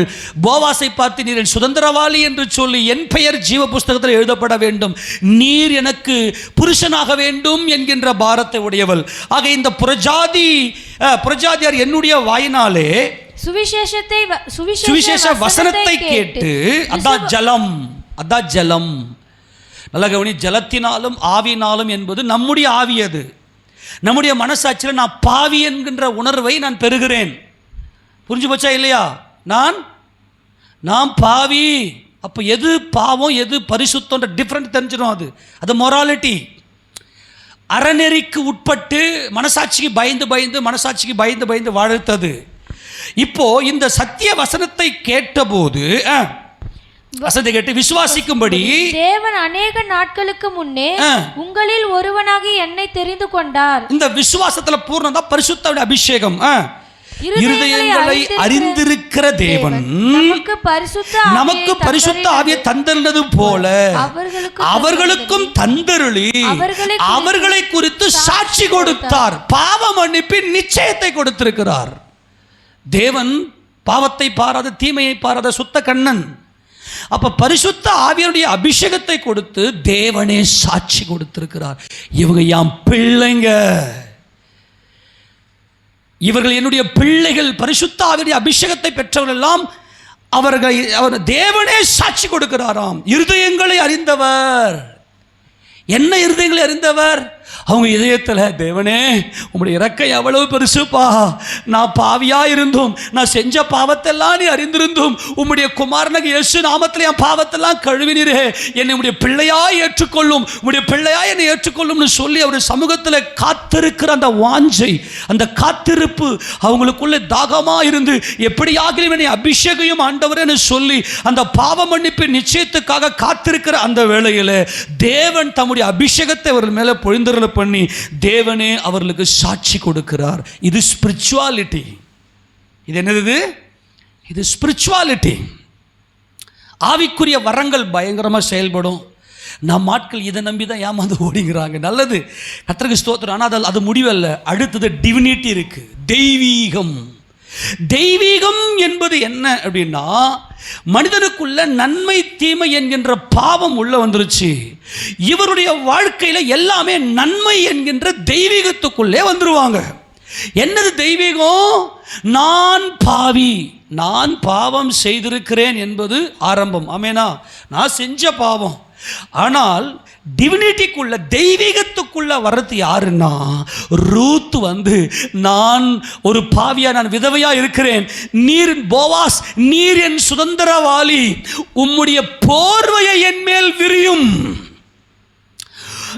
போர்வை என்பது இயேசு கிறிஸ்துவினுடைய அடக்கம் பண்ணப்படுதல். அவர் 7ஆம் நாளிலே அடக்கம் பண்ணப்பட்டார். அவள் என்ன செய்கிறாள்? என்னுடைய நீதி ஒன்றுத்துக்கும் பிரயோஜனப்படாது, நான் அழகு அல்ல, நான் நீதி உள்ளவள் நானே பாவி என்கின்ற அந்த உணர்வுதான் நான் விதவை என்கின்ற அந்த அறிக்கை, உம்முடைய போர்வையை என் மேல மூடு, உம்மோடு நான் அடக்கம் பண்ணப்பட்டு விட்டேன். அல்லேலூயா. உம்மோடு இயேசு ராஜா சிலுவையிலிருந்து அவர் இறக்கி அவரை உச்சந்தலை முதல் உள்ளங்கால் வரைக்கும் போர்வை எடுத்து சுற்றினார்களே, அந்த அடக்கம் பண்ணப்படுதலோடு 7ஆம் நாளுக்கு சம்பந்தப்படுத்துவதுதான் ரூத்துடைய அபிஷேகம். இதுதான் டிவினிட்டி. இந்த டிவினிட்டியில், இந்த தெய்வீகத்தில் நன்மை மட்டுமே செய்வாங்க. முதலாவது மொராலிட்டி, அறநெறி கோட்பாடு. இது பாவம், இது பரிசுத்தன்ற டிஃப்ரெண்ட் தெரியும். ஸ்பிரிச்சுவாலிட்டி, தேவ ராஜ்யத்துக்காக செயல்படக்கூடியவர்கள். அடுத்தது டிவினிட்டி என்பது ஆட்டுக்குட்டியானவரோடு பேர் எழுதப்பட்டவர்கள். ஆட்டுக்குட்டியானவருடைய ஜீவ புஸ்தகத்தில் பேர் எழுதப்படுறவங்க இந்த பரிசுத்த அபிஷேகத்தை பெற்றவர்கள். அவங்க என்ன செய்வாங்கன்னா, ரத்த சாட்சியெல்லாம் மறிக்கிறாங்க இல்லையா, இந்த ரத்த சாட்சியாக மறிக்கிறாங்க இல்லையா. இப்போ இன்னும் 7 வருஷத்தில் யார் யாரெல்லாம் உயிர் எழுந்துக்கு போகிறாங்கன்னா, மனைவி, ஆட்டுக்குட்டிய மனைவியாகிய சபையும் மணவாட்டி சபையும் அவங்க மரணத்தை காணாமல் மகிமை அடைந்து இயேசுராஜாவோடு கூட மேலே போயிடுறாங்க. அதுக்கு அடுத்தபடி ரத்த சாட்சிகளும். ரத்த சாட்சி இப்போது பழைய ஏற்பட்ட காலத்தில் தேவனுடைய வசனத்தின் நிமித்தம் செத்தவங்க, புதிய ஏற்பட்ட காலத்தில் இயேசு ராஜாவுக்காக செத்தவங்க. இப்போ கூட அமெரிக்காவில் சார்லி கர்க் என்பவரை சுட்டு சாகடித்தார்கள். அவர் மெயினாக அபாஷனை குறித்து பயங்கரமாக பேசினார். அபாஷன் என்பது பயங்கரமான கொலை பாதகம். ஏன்னா அமெரிக்காவில் பார்த்தீங்கன்னா, இப்போ நம்ம ஊரில் ஒருத்த ஆட்சிக்கு வரான் அப்படின்னா அவன் என்ன சொல்லுவான், அவங்களுக்கு டிவி தரேன், ஃப்ரிட்ஜு தரேன், மிக்சி தரேன்னு சொன்னாவே ஓட்டி போட்டுருவாங்க. அமெரிக்காவில் பார்த்தீங்கன்னா எந்த ஒரு அதிபர் அபாஷன் செய்து கொள்ளலாம்னு சட்டம் கூட அவன் தான் என்ன பண்ண ஆட்சியில் உட்கார வைப்பாங்க. ஏன்னா அப்படிப்பட்ட ஒரு பொல்லாத ஒரு ஜனங்கள் அங்கே இருக்கிறாங்க. அதே சமயம் ஸ்பிரிச்சுவலாக இருக்கக்கூடிய ஜனங்கள் இருக்கிறாங்க. இந்த சார்லி கர்க் என்பவர் அதிகமாய் இந்த ஓரின சேர்க்கை, அப்புறமா இந்த இந்த அபாஷன், கருக்கலைப்பு, இதுக்கெல்லாம் விரோதமாய் பயங்கர பேசி ஏசப்பாவுக்கு நீங்கள் கணக்கு கொடுக்கணும்டா அப்படின்னு சொல்லிட்டு பகிரங்கமாக பேசினார். பெரிய பெரிய ஆட்கள்லாம் இருந்தாங்க, பேசுனாங்க. அவங்களாம் அப்படி அடங்கிட்டாங்க. ஏன்னா இவங்க பேசினா போட்டுருவாங்கன்னு அவங்களெல்லாம் தெரியும். ஒரு பேட்டியில் கேட்குறாங்க, அந்த குழந்தை சின்ன 2 வயசு குழந்தை, அது அவன் கேட்குறான், ஒருத்தன் போயிட்டு ஒரு வல்கர் புத்தி படித்தவன், உன் பொண்ணை ஒருத்தன் பலாத்காரம் பண்ணிடுறான், அந்த பொண்ணு கர்ப்பமாயிடுறா, இப்போ அந்த பொண்ணை நீ கருவை கலைப்பியா இல்லை என்ன பண்ணுவேன்னு கேட்குறான். அவர் சொல்கிறாரு, அந்த குழந்தை நான் பெற்று எடுப்பேன்றாரு. ஏன்னா அந்த ஜீவன் என்பது இயேசு ராஜா, தேவனுடைய ஆவி அதுக்குள்ள இருக்குது. அதை கரு கலைப்பது என்பது பொல்லாத கொடும் பாதகம். இவர்கள் மனம் போன போக்கில் வாழறதுக்கு இப்படிப்பட்ட பாவத்தெல்லாம் செய்கிறார்கள். இன்றைக்கும் பார்த்தா சபையிலேருந்து உட்காந்துக்கணும், லவ் பண்ணலாமா? அடே புண்ணாக்கு தலையணுங்களா, மனம் மாறுங்கடா. உங்கள் பேர் ஜீவ புஸ்தகத்தில் எழுதப்பட்ட பிற்பாடு உங்களுக்கு இது பாவம்னு தெரியுது, அப்புறம் ஏன் மறைஞ்சு ஏன் பண்ணுறீங்க? சபையிலேருந்து உட்காந்து இதை செய்யலாமா? டிவியை சினிமா பார்க்கலாமா? சீரியல் பார்க்கலாமா? உட்காந்து சீரியல் பார்த்து உட்காந்து உங்கள் பேர் என்ன சொல்கிறேன்னா, உங்களுக்கு பேர் ஜீவ புஸ்தகத்தில் எழுதப்பட்டிருக்குன்ற ஒரு உறுதி இருக்கும் அப்படின்னா உங்களுக்கே தெரியும், அந்த அந்த சியோனின் மகிமை உங்களை நடத்த ஆரம்பிக்கும். உங்கள் மனசாட்சியில் தேவன் பேசுவார், நம்முடைய உணர்வில் பேசுகிறார். இப்போ நான் என்ன கேட்குறேன், எவ்வளோ பேர் இன்றைக்கி வெளியே இருக்கிறாங்க, அவங்க பேர் ஜீவ புஸ்தகம் இல்லை. நான் என்ன கேட்குறேன், உள்ளுக்குள்ளே இருக்கிற உங்கள் பேர் ஜீவ புஸ்தகம் இருக்குதான்னு நான் கேட்குறேன். இவங்க ஆட்டுக்குட்டி ஜீவ புஸ்தகத்தை பெற்றபடியாக வருகையில் எடுத்துக்கொள்ளப்பட்ட சபையும் இரத்த சாட்சிகளும் மட்டும்தான் இன்னும் 7 வருஷத்தில் உயிரோடு எழுந்து ஆட்சி பண்ண போகிறாங்க ஏசப்பா கூட. அதில் சார்லி கர்க் என்பவர் கண்டிப்பாக இன்னும் 7 வருஷத்தில் அவர் உயிரடைந்து அவர் இயேசுராஜாவோடு கூட ஆட்சி செய்வார். அதுக்கு முன்னாடி சபை வருகையில் எடுத்துக்கொள்ளப்படுற சபை. ஆக இவ்வளவு ஜாக்கிரதை. அவருடைய மனைவி எடுத்துக்கொள்ளப்படுகிறாள். மனைவி என்பவள் தான் டிவினிட்டி. டிவினிட்டி என்பது என்னன்னா, தீமை என்கின்ற ஒன்றே, எதிர்மறையான மனசு வலியோட உள்ளம் உடைக்கப்பட்டு இருக்க முடியும். எல்லாமே நன்மை, எல்லாமே நன்மை. இவங்க வாழ்க்கையில் நடக்கிற எல்லாமே நன்மை. போவாஸ், உம்முடைய போர்வையினால் என்னை மூடும். ஒரு பால் முத்தமிட்டு போய்விட்டாள். ஒரு பால் என்றால் கசில் என்றால் அழகியமான்.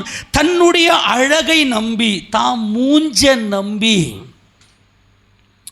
தன்னுடைய சுயநீதியை நம்பி அவள் போய்விட்டாள். ஆனால் ரூத்தோ மூஞ்செல்லாம் சுருங்கி போன. ரூத் ஒரு வாலிப பெண் அவள். ஆனால் அவளுக்கு தேவை என்ன என்பதை உணர்ந்து கொண்டாள். என்னுடைய அழகை நம்பி நான் போக தேவையில்லை. நல்லா கவனிங்க. இப்போ ஆட்டுக்குட்டியாருடைய ஜீவ புஸ்தகத்தில் பேர் எழுதப்பட்டவங்க என்ன செய்வாங்கன்னா, இப்போ 7 வருஷத்தில் அந்தி கிறிஸ்துவின் ஆட்சி காலத்தில் பரிசுத்த ஆவியானவர் அவர்கள் இரத்த சாட்சிகளை மறிப்பதற்கு பலன் கொடுப்பார். ஆமேன் சொல்லாமா? எப்பா தேவராஜ்யம்னா நீங்கள் சும்மா கண்ணம் ஒன்றா பரலோகம் போயில நினச்சிக்கிறீங்களா? வருகையில் கைவிடப்பட்டவர்களை பரிசுத்த ஆவியானவர் என்ன செய்வார்னா இரத்த சாட்சியாக மறிக்க வைப்பார். அவர் தான் பலன் கொடுப்பார். அதுக்கு தான் பரிசுத்த அபிஷேகம் பெற்றுக்கொள்ளணும். ஆட்டுக்குட்டியானவரோடு பேர் எழுதப்பட்டவர்கள், ஆட்டுக்குட்டியுடைய மனைவி என்பவர்கள் எடுத்துக்கொள்ளப்படுவார்கள். ஏன் ரத்த சாட்சியாக மறிக்க வைக்கிறாருன்னா, அவங்கெல்லாம் 7 வருஷம் கழித்து உயிரடைந்து ஏசப்பாவோட 1000 வருட அரசாட்சியில் பங்கெடுக்கணும். ரத்த சாட்சிகளும் வருகையில் எடுத்துக்கொள்ளப்படுகிறவர்களும். நல்லா புரிஞ்சு போச்சா இல்லையா நான் சொல்கிறது? ரத்த சாட்சிகளும் விசுவாசத்தில் பூர்ணமாக்கப்பட்டவர்கள் தான் 1000 வருட அரசாட்சி. மீதி பேர்லாம் வெள்ளை சிங்காசனம் நியாயத்திருப்பு, அது வேஸ்ட் அது. ஆனால் முதலாம் உயிர்த்தெழுதலுக்கு பங்குள்ளவன் பாக்கியவனும் பரிசுத்தவானுமாக இருக்கிறான். அவன் மேலே 2ஆம் மரணத்துக்கு என்ன இல்லை? அதிகாரம் இல்லை. நான் இப்போ என்ன கேட்குறேன்னா, ஏன் இவ்வளோ கேர்லெஸ்ஸாக இருக்கிறீங்க? உங்கள் ரட்சிப்பை குறித்து கவலையற்று இருப்போமானால் எப்படி தண்டனைக்கு தப்பித்துக் கொள்வீர்கள் என்று எபிரேய நிருபத்தில் பவுல் எழுதுறார். உங்கள் ரட்சிப்பை குறித்து கவலை இல்லாமல் ஜாலியாக தூங்கிக்கிட்டு துண்ணுட்டு நல்லா வீட்டை கட்டினோமா, இதை கட்டினோமா, அதை கட்டினோமா பார்த்துக்கணும். உன் ரட்சிப்பு ஒரு நாள் நீ எழுந்துக்கு போறியே, உன் பேர் ஜீவ புஸ்தகம் இருக்குதா? உன் பிள்ளை பேர் இருக்குதா? மா உன் அன்பாய் சொல்ற, கெஞ்சி கேட்குறேன். நான் ஒரு நாளும் உட்காந்து கையை தூக்கின, ஆண்டவரே சபையில் இருக்கிற ஒவ்வொருத்தருடைய பேரும், நீ உள்ளே வந்திருப்ப உங்கள் வீட்டுக்காரெலாம் வந்திருக்க மாட்டா, அவங்க பேர் சொல் முதல் கொண்டு கத்திரிட சோத்திரம் பண்ணி கிடக்குற, ஆண்டவரே தொடுங்கப்பா தொடுங்கப்பா தொடுங்கப்பான்னு. நீங்கள் என்ன பண்ணால் கவலை இல்லாமல் ஜாலியாக துண்ணமா தூங்கணுமான்னு போய்ங்கிறீங்க. இவங்க ஸ்பிரிச்சுவாலிட்டிக்கு முக்கியத்துவம் கொடுத்து ஆட்டுக்குட்டிய உலக தோற்றம் முதல் அடிக்கப்பட்ட ஆட்டுக்குட்டிய ஜீவபுஸ்தகத்தில் பேரிடப்பட்டவர்கள் அவங்கள ரத்த சாட்சியாக மறிக்கிறதுக்கு பரிசுத்த ஆவியானவரே பலன் கொடுத்து அவங்க ஆக மொத்தத்தில் அவருக்கு ஆட்கள் தேவை. ஒரு அதாவது 1000 வருட அரசாட்சிக்கு அதுக்காக ஆண்டவர் பரிசுத்தனை தயார்படுத்துகிறார். இப்போ இந்த ஒருபால் என்ன செய்து விட்டால், அவள் அழகியமானவள் தன்னுடைய அழகை நம்பி, தான் மூஞ்சியை நம்பி, எனக்கு எங்கள் உலகத்தில் எனக்கு என் மோவாப் தேசத்திலே நிறைய செழிப்பு இருக்குன்னு சொல்லிட்டு போயிட்டா. ஆனால் ரூத்தோ போவாஸ் என்கின்ற சுதந்திரவாளியை நோக்கி பார்த்து வயசாகி போயிட்டு மூஞ்செல்லாம் சுருங்கி தாடியெல்லாம் நரைச்சி போய் முடியெல்லாம் நரைச்சி போய் அகோரமாய் அலங்கோலமாய் அந்த கேடு அடைந்த இந்த போவாஸ் சிலுவையில் அடிக்கப்பட்டவருக்கு அழகும் இல்லை, சௌந்தரியமும் இல்லை. அவரை பார்க்கும் போது நாம் விரும்பப்படத்தக்க ரூபம் அவருக்கு இல்லாதிருந்தது. இது டிவினிட்டி, இது குணசீலன், இது குணசீலம், நற்குணம். இந்த நற்குணம் ஆட்டுக்குட்டியானவருடைய மனைவி, ஆட்டுக்குட்டியானவரோடு ஆட்டுக்குட்டியானவரில் பாதி. இதான் இந்த ரூத் நகோமிக்கு நன்மை செய்கிறவளாய், நகோமிக்கு தன் மாமியாருக்கு நன்மை செய்ய குணசீலன். குறை என்பது வாயில வரவே வராது, தீமை என்பது வாயிலே வராது. இதுதான் மனைவி, இதான் இந்த ரூத். இதான் நான் விதவை, எனக்கு உங்க விட்ட வேறு யாரும் இல்லை, உம்முடைய போர்வையில் என்னை மூடி, நான் ஒரு விதவை, நான் அழகு அல்ல, உம்முடைய அழகே அழகு. ஆக போவாஸ் ஒரு வயதானவர், அவரால் வாழ்க்கை குடும்பம் நடத்த முடியாதவர். இன்னைக்கு ஒவ்வொருத்தரும் தன்னுடைய அழகை நம்பி ஒருபாலை போல வெளியே போய்விட்டால், தங்கள் சுயநீதியை நம்பி போய்விட்டார்கள். ஆனால் சபையில் இருக்கிற தேவ சபையே அழகும் இல்லாதவராய், சௌந்தரியமும் இல்லாதவராய், அங்கே அகோரமாக இருந்தார். அவரே என் புருஷன், அவரே என் புருஷன். போவாஸ், உம்முடைய போர்வையால் என்னை மூடும், என்னை அடக்கம் செய்து விட்டேன், நான் ஒன்றுமில்லை என்பதுதான் இந்த ரூத். அதான் போவாஸ் சொல்றாரு, அம்மா நீ வாலிபர்கள் ஐஸ்வர்யவானோ தரித்திரனோ, ஆனால் நீ வாலிபத்தை நோக்கி போகாமல், வாலிபத்தை நோக்கி போவது என்பது எனக்கு கிடைக்க வேண்டிய அதிகாரம் எங்க? வீட்டுக்காரர் கூட சண்டை போடுறது, என் அதிகாரம் எங்க? மனைவி கூட சண்டை போடுறது, பக்கத்தில் சண்டை போடுறது, ஒரே எரிச்சல். அது அல்ல ரூத், அது ஒருபால். அவள் நீதியை பற்றி போயிட்டா. ஆனால் இந்த ரூத்தோ அவருடைய குணசீலன், அவருடைய குணசீலன், நற்குணசாலி, நன்மை மட்டுமே இந்த ரூத்தினுடைய கண்ணுக்கு. இதுதான் ஆட்டுக்குட்டியானவருடைய மனைவி. உம்முடைய போர்வையால் என்னை மூடும், 7ஆம் நாளுக்குள்ளே நான் வந்து விடுகிறேன், 6 என்பது மனித பூரணம், 7 என்பது பரிபூரணம். இந்த பரிபூரணத்துக்குள்ளே போனதா 8 என்கின்ற நித்திய ஜீவனுக்குள்ள மகிமைக்குள்ளே பிரவேசிக்க முடியும். அப்போ அந்த 7 என்ற போர்வை என்பது உமோடு கூட நான் ஒன்றுமில்லை என்பதுதான் அந்த 7. அவங்க தான் ஆட்டுக்குட்டியானவரோடு பேர் எழுதப்பட்டவர்கள். ஆட்டுக்குட்டியானவர்கள் ஒன்றரை கலந்தவர்கள். நன்மை மட்டுமே, தேவனுடைய சத்துவத்தின் வல்லமை இவர்களுக்குள்ளே செயல்பட்டு நன்மையை மட்டுமே சொல்லுவாங்க. இவங்க எதிர்மறையாக எந்த ஒரு எதிர்மறையும் பேச மாட்டாங்க. எல்லாத்தையுமே புன்முறுவலோடு சிரிச்சுக்கினே எடுத்துக்குவாங்க. இதுதான் ஆட்டுக்குட்டியாவுடைய மனைவி. இப்போது ரூத்தை பார்த்தவர் என்ன சொல்ல, வாசி அந்த ரூத்தின் புத்தகத்தில் 3ஆம் அதிகாரத்தில் நான் ரூத் வந்துக்கிறேன், நீ தான் சுதந்திரவாளி அப்படின்னு சொன்னதும் வாசி பார்க்கலாம் அந்த வசனத்தை. 3 ரூத் 3. அதற்கு அவன் வசனம் சொல்லு 10 இல்ல 9 வாசி. நீர் யார் என்று கேட்டான். அவள் நான் உம்முடைய அடியாளாகிய ரூத். நீர் உம்முடைய அடியாள் மேல் உம்முடைய போர்வையை விரியும். நீர் சுதந்திரவாளி, நீர்தான் தேவனுடைய குமாரன், நீர்தான் யெகோவா, நீர்தான் என்றென்றைக்கும் இருக்கிறவராகவே இருக்கிறவர். உம்முடைய போர்வை என் மேல விரியும். அதற்கு அவன், மகளே நீ கர்த்தரால் ஆசீர்வதிக்கப்படுவாயாக. ஏசப்பாவை தேடி வந்திருக்கிற உங்களை கர்த்தர் ஆசீர்வதிப்பாராக. ஆமென் சொல்லாமா? உங்களோடு கூட தேவ ஆசீர்வாதம் இருப்பதாக. நீ தரித்திரரும் ஐஸ்வர்யவான்களுமான வாலிபர்களின் பிறகே போகாததினால் உன் முந்தின நற்குணத்தை பார்க்கிலும் உன் பிந்தின நற்குணம் உத்தமம். இவள் ஒரு உத்தமி. ஆமெனா? உத்தமி என்றால் முதல்ல செம்மையானவர்களாக இருக்க வேண்டும். செம்மை என்றால் மனமகிழ்ச்சி. கிறிஸ்துவுக்குள்ள மனமகிழ்ச்சியா இருந்தா தான் உன் மாம்சத்தை நீ போர் அடிக்கிறதுக்கு சீயோன் மலைக்கு போக முடியும்.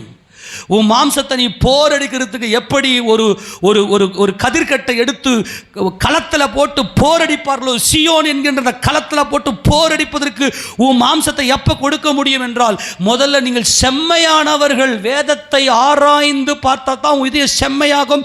அங்கே தான் மனமகிழ்ச்சி வரும். மனமகிழ்ச்சி வந்தால் தான் நீதிமான்களாக நன்மை செய்ய முடியும். அப்போ தான் உத்தமர்களாக நிலைத்திருக்க முடியும். இந்த குணசாலி நற்குணம் என்பது எதிர்மறையே அவங்க வாயில வராது. யாருடைய குறையும் பேசவே மாட்டாங்க. இவங்க தான் மனவாட்டி. இதான் நான் விதவை, நீர் என் புருஷன். இயேசு கிறிஸ்து என் புருஷன். அவருடைய போஜனம், அவர் கொடுத்த போஜனம், அவர் கொடுத்த ஜீவன் என் போஜனமா இருக்கிறது. அவர் என் ராஜா, அவர் இஸ்ரவேலின் பரிசுத்தர். அவர் சொல்லிட்டாரு, நீ ஐஸ்வர்யவான் தரித்திரன் என்கின்ற அந்த பார்வையில் வாலிபர்கிட்ட போக எனக்கு அதிகாரம் இல்லையா? எல்லாவற்றையும் அனுபவிக்க எனக்கு அதிகாரம் உண்டு, ஆனால் எல்லாம் எனக்கு தகுதி அல்ல. ஏன்னா உலகம் எவ்வளோ பயங்கரமான டெவலப்பில் போகுது.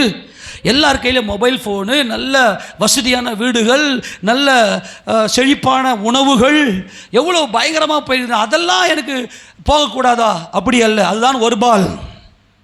ஆனால் ரூத்தோ அதையெல்லாம் செய்யாமல் எனக்கு சுதந்திரம் தேவை, நான் நித்திய ராஜாவுடைய சுதந்திரத்துக்குள்ளே போக என்னை அர்ப்பணி. குணசாலி என்பது தன் மாமியார் நகோமியை பராமரிக்கும்படியாய் தன் ஜீவனை பொருட்டாக எண்ணாமல் தன் ஜீவனை அர்ப்பணித்து நன்மை மட்டுமே என்பதுதான் இந்த செம்மையான இருதயம், நீதிமான்கள், உத்தமி என்கின்ற அந்த ஒரு மகிமைக்குள்ளே நாம் வெளிப்படுகிறோம். ஆக இது தேவனுடைய சத்துவத்தின் வல்லமை. உலகத் தோற்றத்துக்கு முன்னே, உலகத் தோற்றம் முதல் அடிக்கப்பட்ட ஆட்டுக்குட்டி என்கின்ற அந்த பார்வை இருக்கிற கொஞ்சம் பேர், ஆனால் உலகத் தோற்றத்துக்கு முன்னே தேவனால் தெரிந்து கொள்ளப்பட்டவர்கள். அன்பில் பரிசுத்தமும் குற்றமற்ற வாழ்க்கையும் அன்பில் குற்றமற்றவர்களும் இருப்பதற்கு தேவன் உலகத் தோற்றத்துக்கு முன்னே இவர்களை கிறிஸ்துவுக்குள் தெரிந்து கொண்டவர்கள். இவர்கள் தான் கிறிஸ்துவுடைய மனைவி. அவங்க எதுவுமே நெகட்டிவ், எதிர்மறையை பேசவே மாட்டாங்க. எதிர்மறை அவங்க கண்ணுக்கு தெரியவே தெரியாது. இவங்க ஆட்டுக்குட்டியானவரோடு இசைந்து விட்டவர்கள். அவங்க அவருடைய போர்வையில், கிறிஸ்துவுடனே கூட சிலுவையில் அறையப்பட்டேன், ஆயினும் பிழைத்திருக்கிறேன். இனி நான் அல்ல, கிறிஸ்துவே எனக்குள் பிழைத்திருக்கிறார். நான் இப்போது மாம்சத்தில் பிழைத்திருப்பதோ என்னிடத்தில் அன்பு கூர்ந்து எனக்காக தம்மைத்தாமே ஒப்பு கொடுத்த தேவனுடைய குமாரனை பற்றும் விசுவாசத்தினாலே பிழைத்திருக்கிறேன் என்று பவுல் சொல்றாரு. இது உலகத் தோற்றத்துக்கு முன்னே தேவனால் தெரிந்து கொள்ளப்பட்ட கிறிஸ்துவனுடைய மனைவிகள் இவர்கள். நான் ஒரு விதவை, என் புருஷன் நீர் என்று ஒப்பு கொடுத்த மணவாட்டிகள். இவள் மனைவி எக்காரணத்தை கொண்டும் தன்னுடைய உத்தம புருஷனுக்கு துரோகம் பண்ணாதவர்கள். எது துரோகம்? நன்மை செஞ்சுக்கினே இருப்பாங்க. எல்லாரும் தேவசாயில படைக்கப்பட்ட சகோதர சகோதரிகள். அவர்கள் மேலே கசப்பே இருக்காது. அவர்களுக்குள்ள தேவனுடைய சத்துவத்தின் வல்லமை கிரியை செய்யும். அப்போ போவாஸ் சொல்லிட்டாரு, உன் உத்தம குணம் மகிமையானதுமா, உலகம் அழகை பார்த்து ஓடிக்கொண்டிருக்கிறது, நீயோ அலங்கோலமாய் கொடூரமாய் எல்லாராலும் வெறுக்கப்படத்தக்கதாய் கேவலமாய் சிலுவையில் அந்த கேடு அடைஞ்சி மூஞ்ச சிதைக்கப்பட்ட என்னை நீ புருஷனாய் தெரிந்து கொண்டியே. இந்த போவாஸ் வயதானவர், வயது முதிர்ந்தவர், மூஞ்செல்லாம் சுருக்கம் விழுந்து போய் தாடியெல்லாம் நரைச்சி கையில கோல் ஊனிக்கின்னு தடி எடுத்துன்னு போகிறவர். இல்லை எப்படி இருந்தாரோ, நல்ல திடகாத்திரமான உடல் இருந்துச்சுன்னா நைட்டில் போத்துக்க வேண்டிய அவசியமே இல்லை. அல்லேலூயா. நல்ல திடகாத்திரமான உடல் இருந்துச்சுன்னா அப்படியே துணியெல்லாம் அவிழ்த்து போட்டு அப்படியே நம்ம ஹாயாக காற்று வாங்கின்னு நைட்டில் பத்து கிடப்பாங்க இல்லையா. இவர் பாவம், வயசானவர், போர்வை எடுத்து நைட்டில் போத்துக்குன்னு படுக்கிறவர். அவ்வளவு பெரிய வயது முதிர்ந்தவர். ஆனால் ஒரே ஒரு காரியம், நீர் என் சுதந்திரவாளி, உம்முடைய போர்வையால் என்னை உம்மோடு மூடிக்கொள்ளும். நீர் சிலுவையில் பலியானது எனக்காக, இந்த விதவைக்காக. இந்த விதவையை வாழ வைக்கிற எனக்கு ஜீவனை உண்டாக்கும்படியாய் உம்முடைய மாம்சத்தை எனக்கு சிலுவையில் கொடுத்தீர். அது எனக்கு ஜீவன். நீர் என் ராஜா, நீர் என் ராஜா, யெகோவா என் ராஜா, நீர் என்னை நடத்தும். இவங்க என்ன செய்வாங்கன்னா, நன்மை மட்டும்தான் இவங்களுக்கு கண்மணி தெரியும். அவங்க எவ்வளவு பாவம் செய்தாலும் அப்படியே தொடச்சி போட்டு அவங்கள அடியே அணைச்சிக்குவாங்க. காரி மூஞ்சிலே துப்புனாலும் மூஞ்சிலே தொடச்சி போட்டு அடியே அணைச்சிக்குவாங்க. இதுதான் யெகோவா தேவனுடைய சுபாவம். இதுதான் ஆட்டுக்குட்டியானுடைய சுபாவம். யாரு குறையும் பார்க்க மாட்டாங்க. இவங்க ஆட்டுக்குட்டியானவரோடு பேர் எழுதப்பட்டவர்கள். என்ன, மனைவி என்பது கணவன மனைவி இசைந்தவர்கள். ஆக இந்த நற்குணம், இவள் குணசாலி. உன் முந்தின நற்குணம், உன் மாமியாருக்காக உன் ஜீவனையே கொடுத்து வந்தியே, ஒரு பால போல முத்தமிட்டு போயில்லையே, தான் நீதியை நம்பி போகலையே, யான் நீதியை நம்பி வந்திருக்கிறியே. ஆமென். அகோரமாய் அந்த கேடு அடைந்திருக்கிற இவராய் உன் புருஷன். ஆமா, இயேசுதாயாம் புருஷன். அவர் பட்ட பாடு எனக்கானது. நல்லா எடுத்து வாசிக்க பார்க்கலாம். இப்போ இந்த ஆட்டுக்குட்டியானவர் எப்படி இந்த பூமியில் ஜீவித்தார்? 10ஆம் அதிகாரம் அப்போஸ்தலர் நடபடிகள் புத்தகம் 10வது அதிகாரத்தில் 38ஆம் வசனத்தை வாசிங்க பார்க்கலாம். அப்போஸ்தலர் 10:38. நசரேனாகிய இயேசுவை தேவன் பரிசுத்த ஆவியினாலும் வல்லமையினாலும் அபிஷேகம் பண்ணினார். கரங்களை உயர்த்தி ஆமென் சொல்லாமா? மாம்சத்தோடும் இரத்தத்தோடும் இந்த உலகத்தில் வெளிப்பட்ட இந்த நசரேனாகிய இயேசுவானவர், அவர் இஸ்ரவேலின் ராஜா. நாத்தான்வேல் சொல்லுவாரு, ரபி நீர் இஸ்ரவேலின் ராஜா. அல்லேலூயா. நீர் இஸ்ரவேலை காக்க வந்தவர், நீர் இஸ்ரவேலின் புருஷன், இஸ்ரவேலுக்கு ஜீவனை கொடுக்க வந்தவர். ஜீவனை கொடுக்கிற நீரே ராஜா. புருஷன் தான் ராஜா, புருஷன் தான் தலை என்ன சொல்தோ அதுதான் மனைவி செய்யணும் இல்லையா? அதுதான் இங்கே சொல்றாங்க. புதிய ஏற்பாட்டு சபைக்கு அவர் தான் தலை. சபை மணவாட்டி. இன்னைக்கு நல்லா ஜாலியாக உட்காந்து ஹாயாக உட்காந்துங்கிறீங்க. உங்கள் ரட்சிப்பை குறித்து கவலை இல்லாமல் உட்காந்துங்கிறீங்க. பயம் வரல தானே? என் பேர் ஏசப்பா புக்கில் இருக்கா? வரப்போறாரு. அப்படி ஜீவ புஸ்தகம் இருக்குதா? என் பிள்ளைங்க இருப்பாங்களா? என் பிள்ளைங்க அந்தரங்கத்தில் பாவம் செய்தா இல்லை ஏசப்பாவுடைய சித்தம் செய்தா? பரிசுத்த ஆவியினாலும் வல்லமையினாலும் அவருடைய தேவனுடைய சத்துவத்தின் வல்லமை நமக்குள்ளே தேவன் கொடுக்கிறார். அந்த விசுவாசத்தில் பரிசுத்த ஆவியானுடைய அக்கினி அபிஷேகம், ஞானஸ்நானம். பரிசுத்த ஆவியினாலே ஞானஸ்நானம் என்பது அக்கினி அபிஷேகம். இதுதான் ஆட்டுக்குட்டியானவருடைய மனைவி. ஆட்டுக்குட்டியுடைய மனைவி என்பது ஞானஸ்நான உபதேசத்துக்குள்ள பரிபூர்ணப்படுகிறாள். இப்போது நான் உங்களுக்கு தண்ணீரில் ஞானஸ்தானம் கொடுக்கிறேன். எனக்கு பின் ஒருவர் வருகிறார். அவருடைய பாதரட்சியின் வாரை அவிழ்க்கிறதுக்கு நான் பாத்திரன் அல்ல. அவர் பரிசுத்த ஆவியினாலும் அக்கினினாலும் ஞானஸ்நானம். ஞானஸ்நானம் என்பது உபதேசம், அது பூர்ண உபதேச சட்டம். அந்த பரிசுத்த ஆவியினுடைய அக்கினினாலும் தேவனுடைய சத்துவத்தின் வல்லமை அவர்களுக்குள்ளே இருக்கும். அந்த சத்துவத்தின் வல்லமை தான் என்ன செய்யணும்? நன்மை. வாசிப்பாங்க அந்த வசந்த ஃபுல்லா. பரிசுத்த ஆவியினாலும் வல்லமையினாலும் அபிஷேகம் பண்ணினார். தேவன் அவருடனே கூட இருந்தபடியினாலே அவர் நன்மை செய்கிறவராயும் பிசாசின் வல்லமையில் அகப்பட்ட யாவரையும் குணமாக்குகிற சுற்றி திரிந்தார்.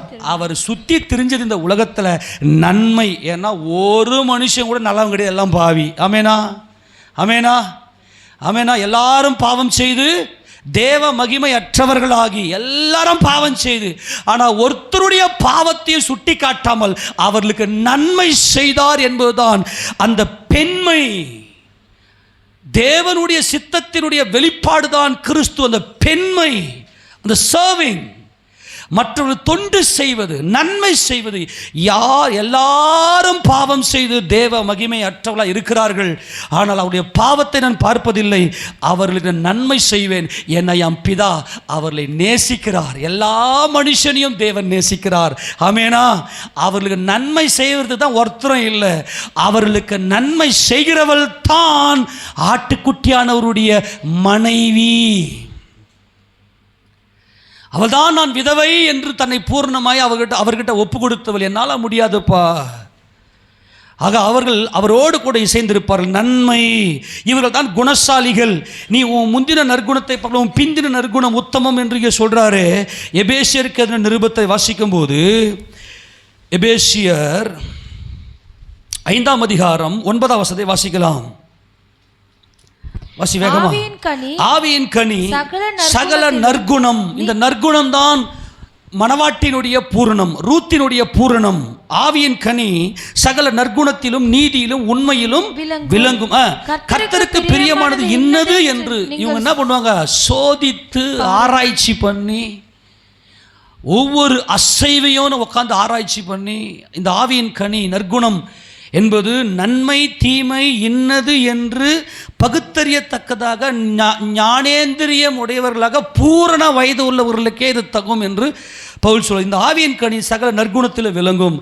இவர் என்ன செய்வார்கள்னாக்கா, இவங்க பேர் எழுதப்பட்டுக்குதுன்னா ஆட்டுக்குட்டியானுடைய மனைவி என்பதுதான் இவர்கள் தான் நன்மை மட்டுமே பார்க்க, தீமை யாரையுமே தீமையை பார்க்க முடியாது. அவங்களுடைய பலவீனம். உங்கள் தேவை என்ன? உனக்கு நன்மை செய்கிறவான்னு சொல்லிட்டு நன்மை மட்டுமே செய்வாங்க. இவங்க தான் ஆட்டுக்குட்டியுடைய மனைவி. அந்த வசனங்களை வாசனை முடிக்கலாம். வெளிப்படுத்தின விசேஷத்தில் 19ஆம் அதிகாரத்தில் அவருடைய மனைவி என்பதை குறித்து வாசிக்கலாம். 7ஆம் வசனத்தை வாசிக்க பார்க்கலாம். நாம் சந்தோஷப்பட்டு களி கூர்ந்து அவருக்கு துதி செலுத்த கடவோ. ஆட்டுக்குட்டியானுடைய கல்யாணம் வந்தது. அவருடைய மனைவி தன்னை ஆயத்தம் பண்ணினாள் என்று சொல்ல கேட்டேன். நல்லா கவனிங்க. யாருடைய மனைவி? யாருடைய மனைவி? ஆட்டுக்குட்டியானவரோடு பேர் எழுதப்பட்டவர்கள், ஆட்டுக்குட்டியானவரோடு இசைந்தவர்கள். இது எப்படி கண்டுபிடிக்கலாம் அப்படின்னா, மனசை உடைக்கவே மாட்டாங்க. அவங்க எப்பவுமே மன மகிழ்ச்சியில் கம்பீரிப்பார்கள். செம்மையானவர்கள், அவர்கள் நீதிமான்கள், அவர்கள் உத்தமர்கள், உத்தமைகள். அவங்க வாழ்க்கையில் தீமை என்கின்ற ஒன்றே கிடையாது, எல்லாமே நன்மை. யாரு மேலேயும் குறைய பார்க்க மாட்டாங்க. எப்படி ஆட்டுக்குட்டியானவர் நன்மை செய்கிறவராகவே சுற்றி திருந்தாரோ, தேவனுடைய சத்துவத்தின் வல்லமை அவருக்குள்ளே இருந்ததோ, இவர்களுக்குள்ளும் தேவனுடைய சத்துவத்தின் வல்லமை இவர்களுக்குள்ளே இருந்து கிரியை செயல்படும். அவருடைய மனைவி என்கின்ற அந்த பெயர். இப்போ மனைவி பெயர் எங்கே எழுதப்படும்? நோட்டீஸில் எழுதுவாங்க இல்லையா? கல்யாணம் ஆக போகிற நோட்டீஸில் தான் இன்னார் திருமணம் செய்ய போகிறார். அதான் அந்த மனைவி என்பது அங்கே பேர் எழுதப்படுவது. ஆட்டுக்குட்டியுடைய மனைவி என்று பேர் எழுதப்படுவது. தொடர்ந்து வாசியம். அதை சுத்தமும் பிரகாசமுமான மெல்லிய வஸ்திரம் தரித்துக் கொள்ளும்படி அவளுக்கு அளிக்கப்பட்டது. அந்த மெல்லிய வஸ்திரம் பரிசுத்தவான்களுடைய நீதிகளே. அல்லேலூயா. இந்த மெல்லிய வஸ்திரம் பரிசுத்தவானுடைய நீதி என்பது எல்லாருக்கும் நன்மை செய்வது. உத்தமம் என்பது அந்த நன்மையில காத்திருப்பது. அப்படியே அந்த உத்தமத்தை கொஞ்சம் கூட வழியே போக மாட்டாங்க. அந்த மனசுக்குள்ள யாரு மேலேயே கசப்பு இருக்காது. அவ்வளவு சந்தோஷமாய் என் தேவன் எனக்கு இருக்கையில் எனக்கு என்ன குறை இருக்குது, இயேசு ராஜா எனக்காக இருக்கையில் எனக்கு என்ன குறை இருக்குதுன்னு சொல்லி இவங்க இவ்வளோ மனமகிழ்ச்சியாக இருப்பாங்க. இதுதான் இன்னொரு இடத்துலையும் ஆட்டுக்குட்டிய மனைவி என்கின்ற வார்த்தை வரும் பாருங்க. வாசி 21:9 வாசிங்க. பின்பு கடைசியான 7 வாதைகளில் நிறைந்த 7 கலசங்களுடைய அந்த 7 தூதரில் ஒருவன் என்னிடத்தில் வந்து, நீ இங்கே வா, ஆட்டுக்குட்டியானவருடைய மனைவியாகிய ஆட்டுக்குட்டியானவருடைய மனைவி. புரிஞ்சு போச்சு? ஆட்டுக்குட்டியானுடைய ஜீவ புஸ்தகம் ஆட்டுக்குட்டியானவரோடு எழுதப்பட்ட அந்த புஸ்தகம், ஆட்டுக்குட்டியானவரோடு இசைந்திருக்கிற அந்த நாமம். அப்ப இவங்க உலக தோற்றத்துக்கு முன்னே தேவனால் முன்குறிக்கப்பட்டு தேவனுடைய சத்துவத்தின் வல்லமை அவர்களுக்குள்ளே இருந்து எல்லாரையும் நன்மையாக பார்ப்பது, எல்லாமே நன்மை.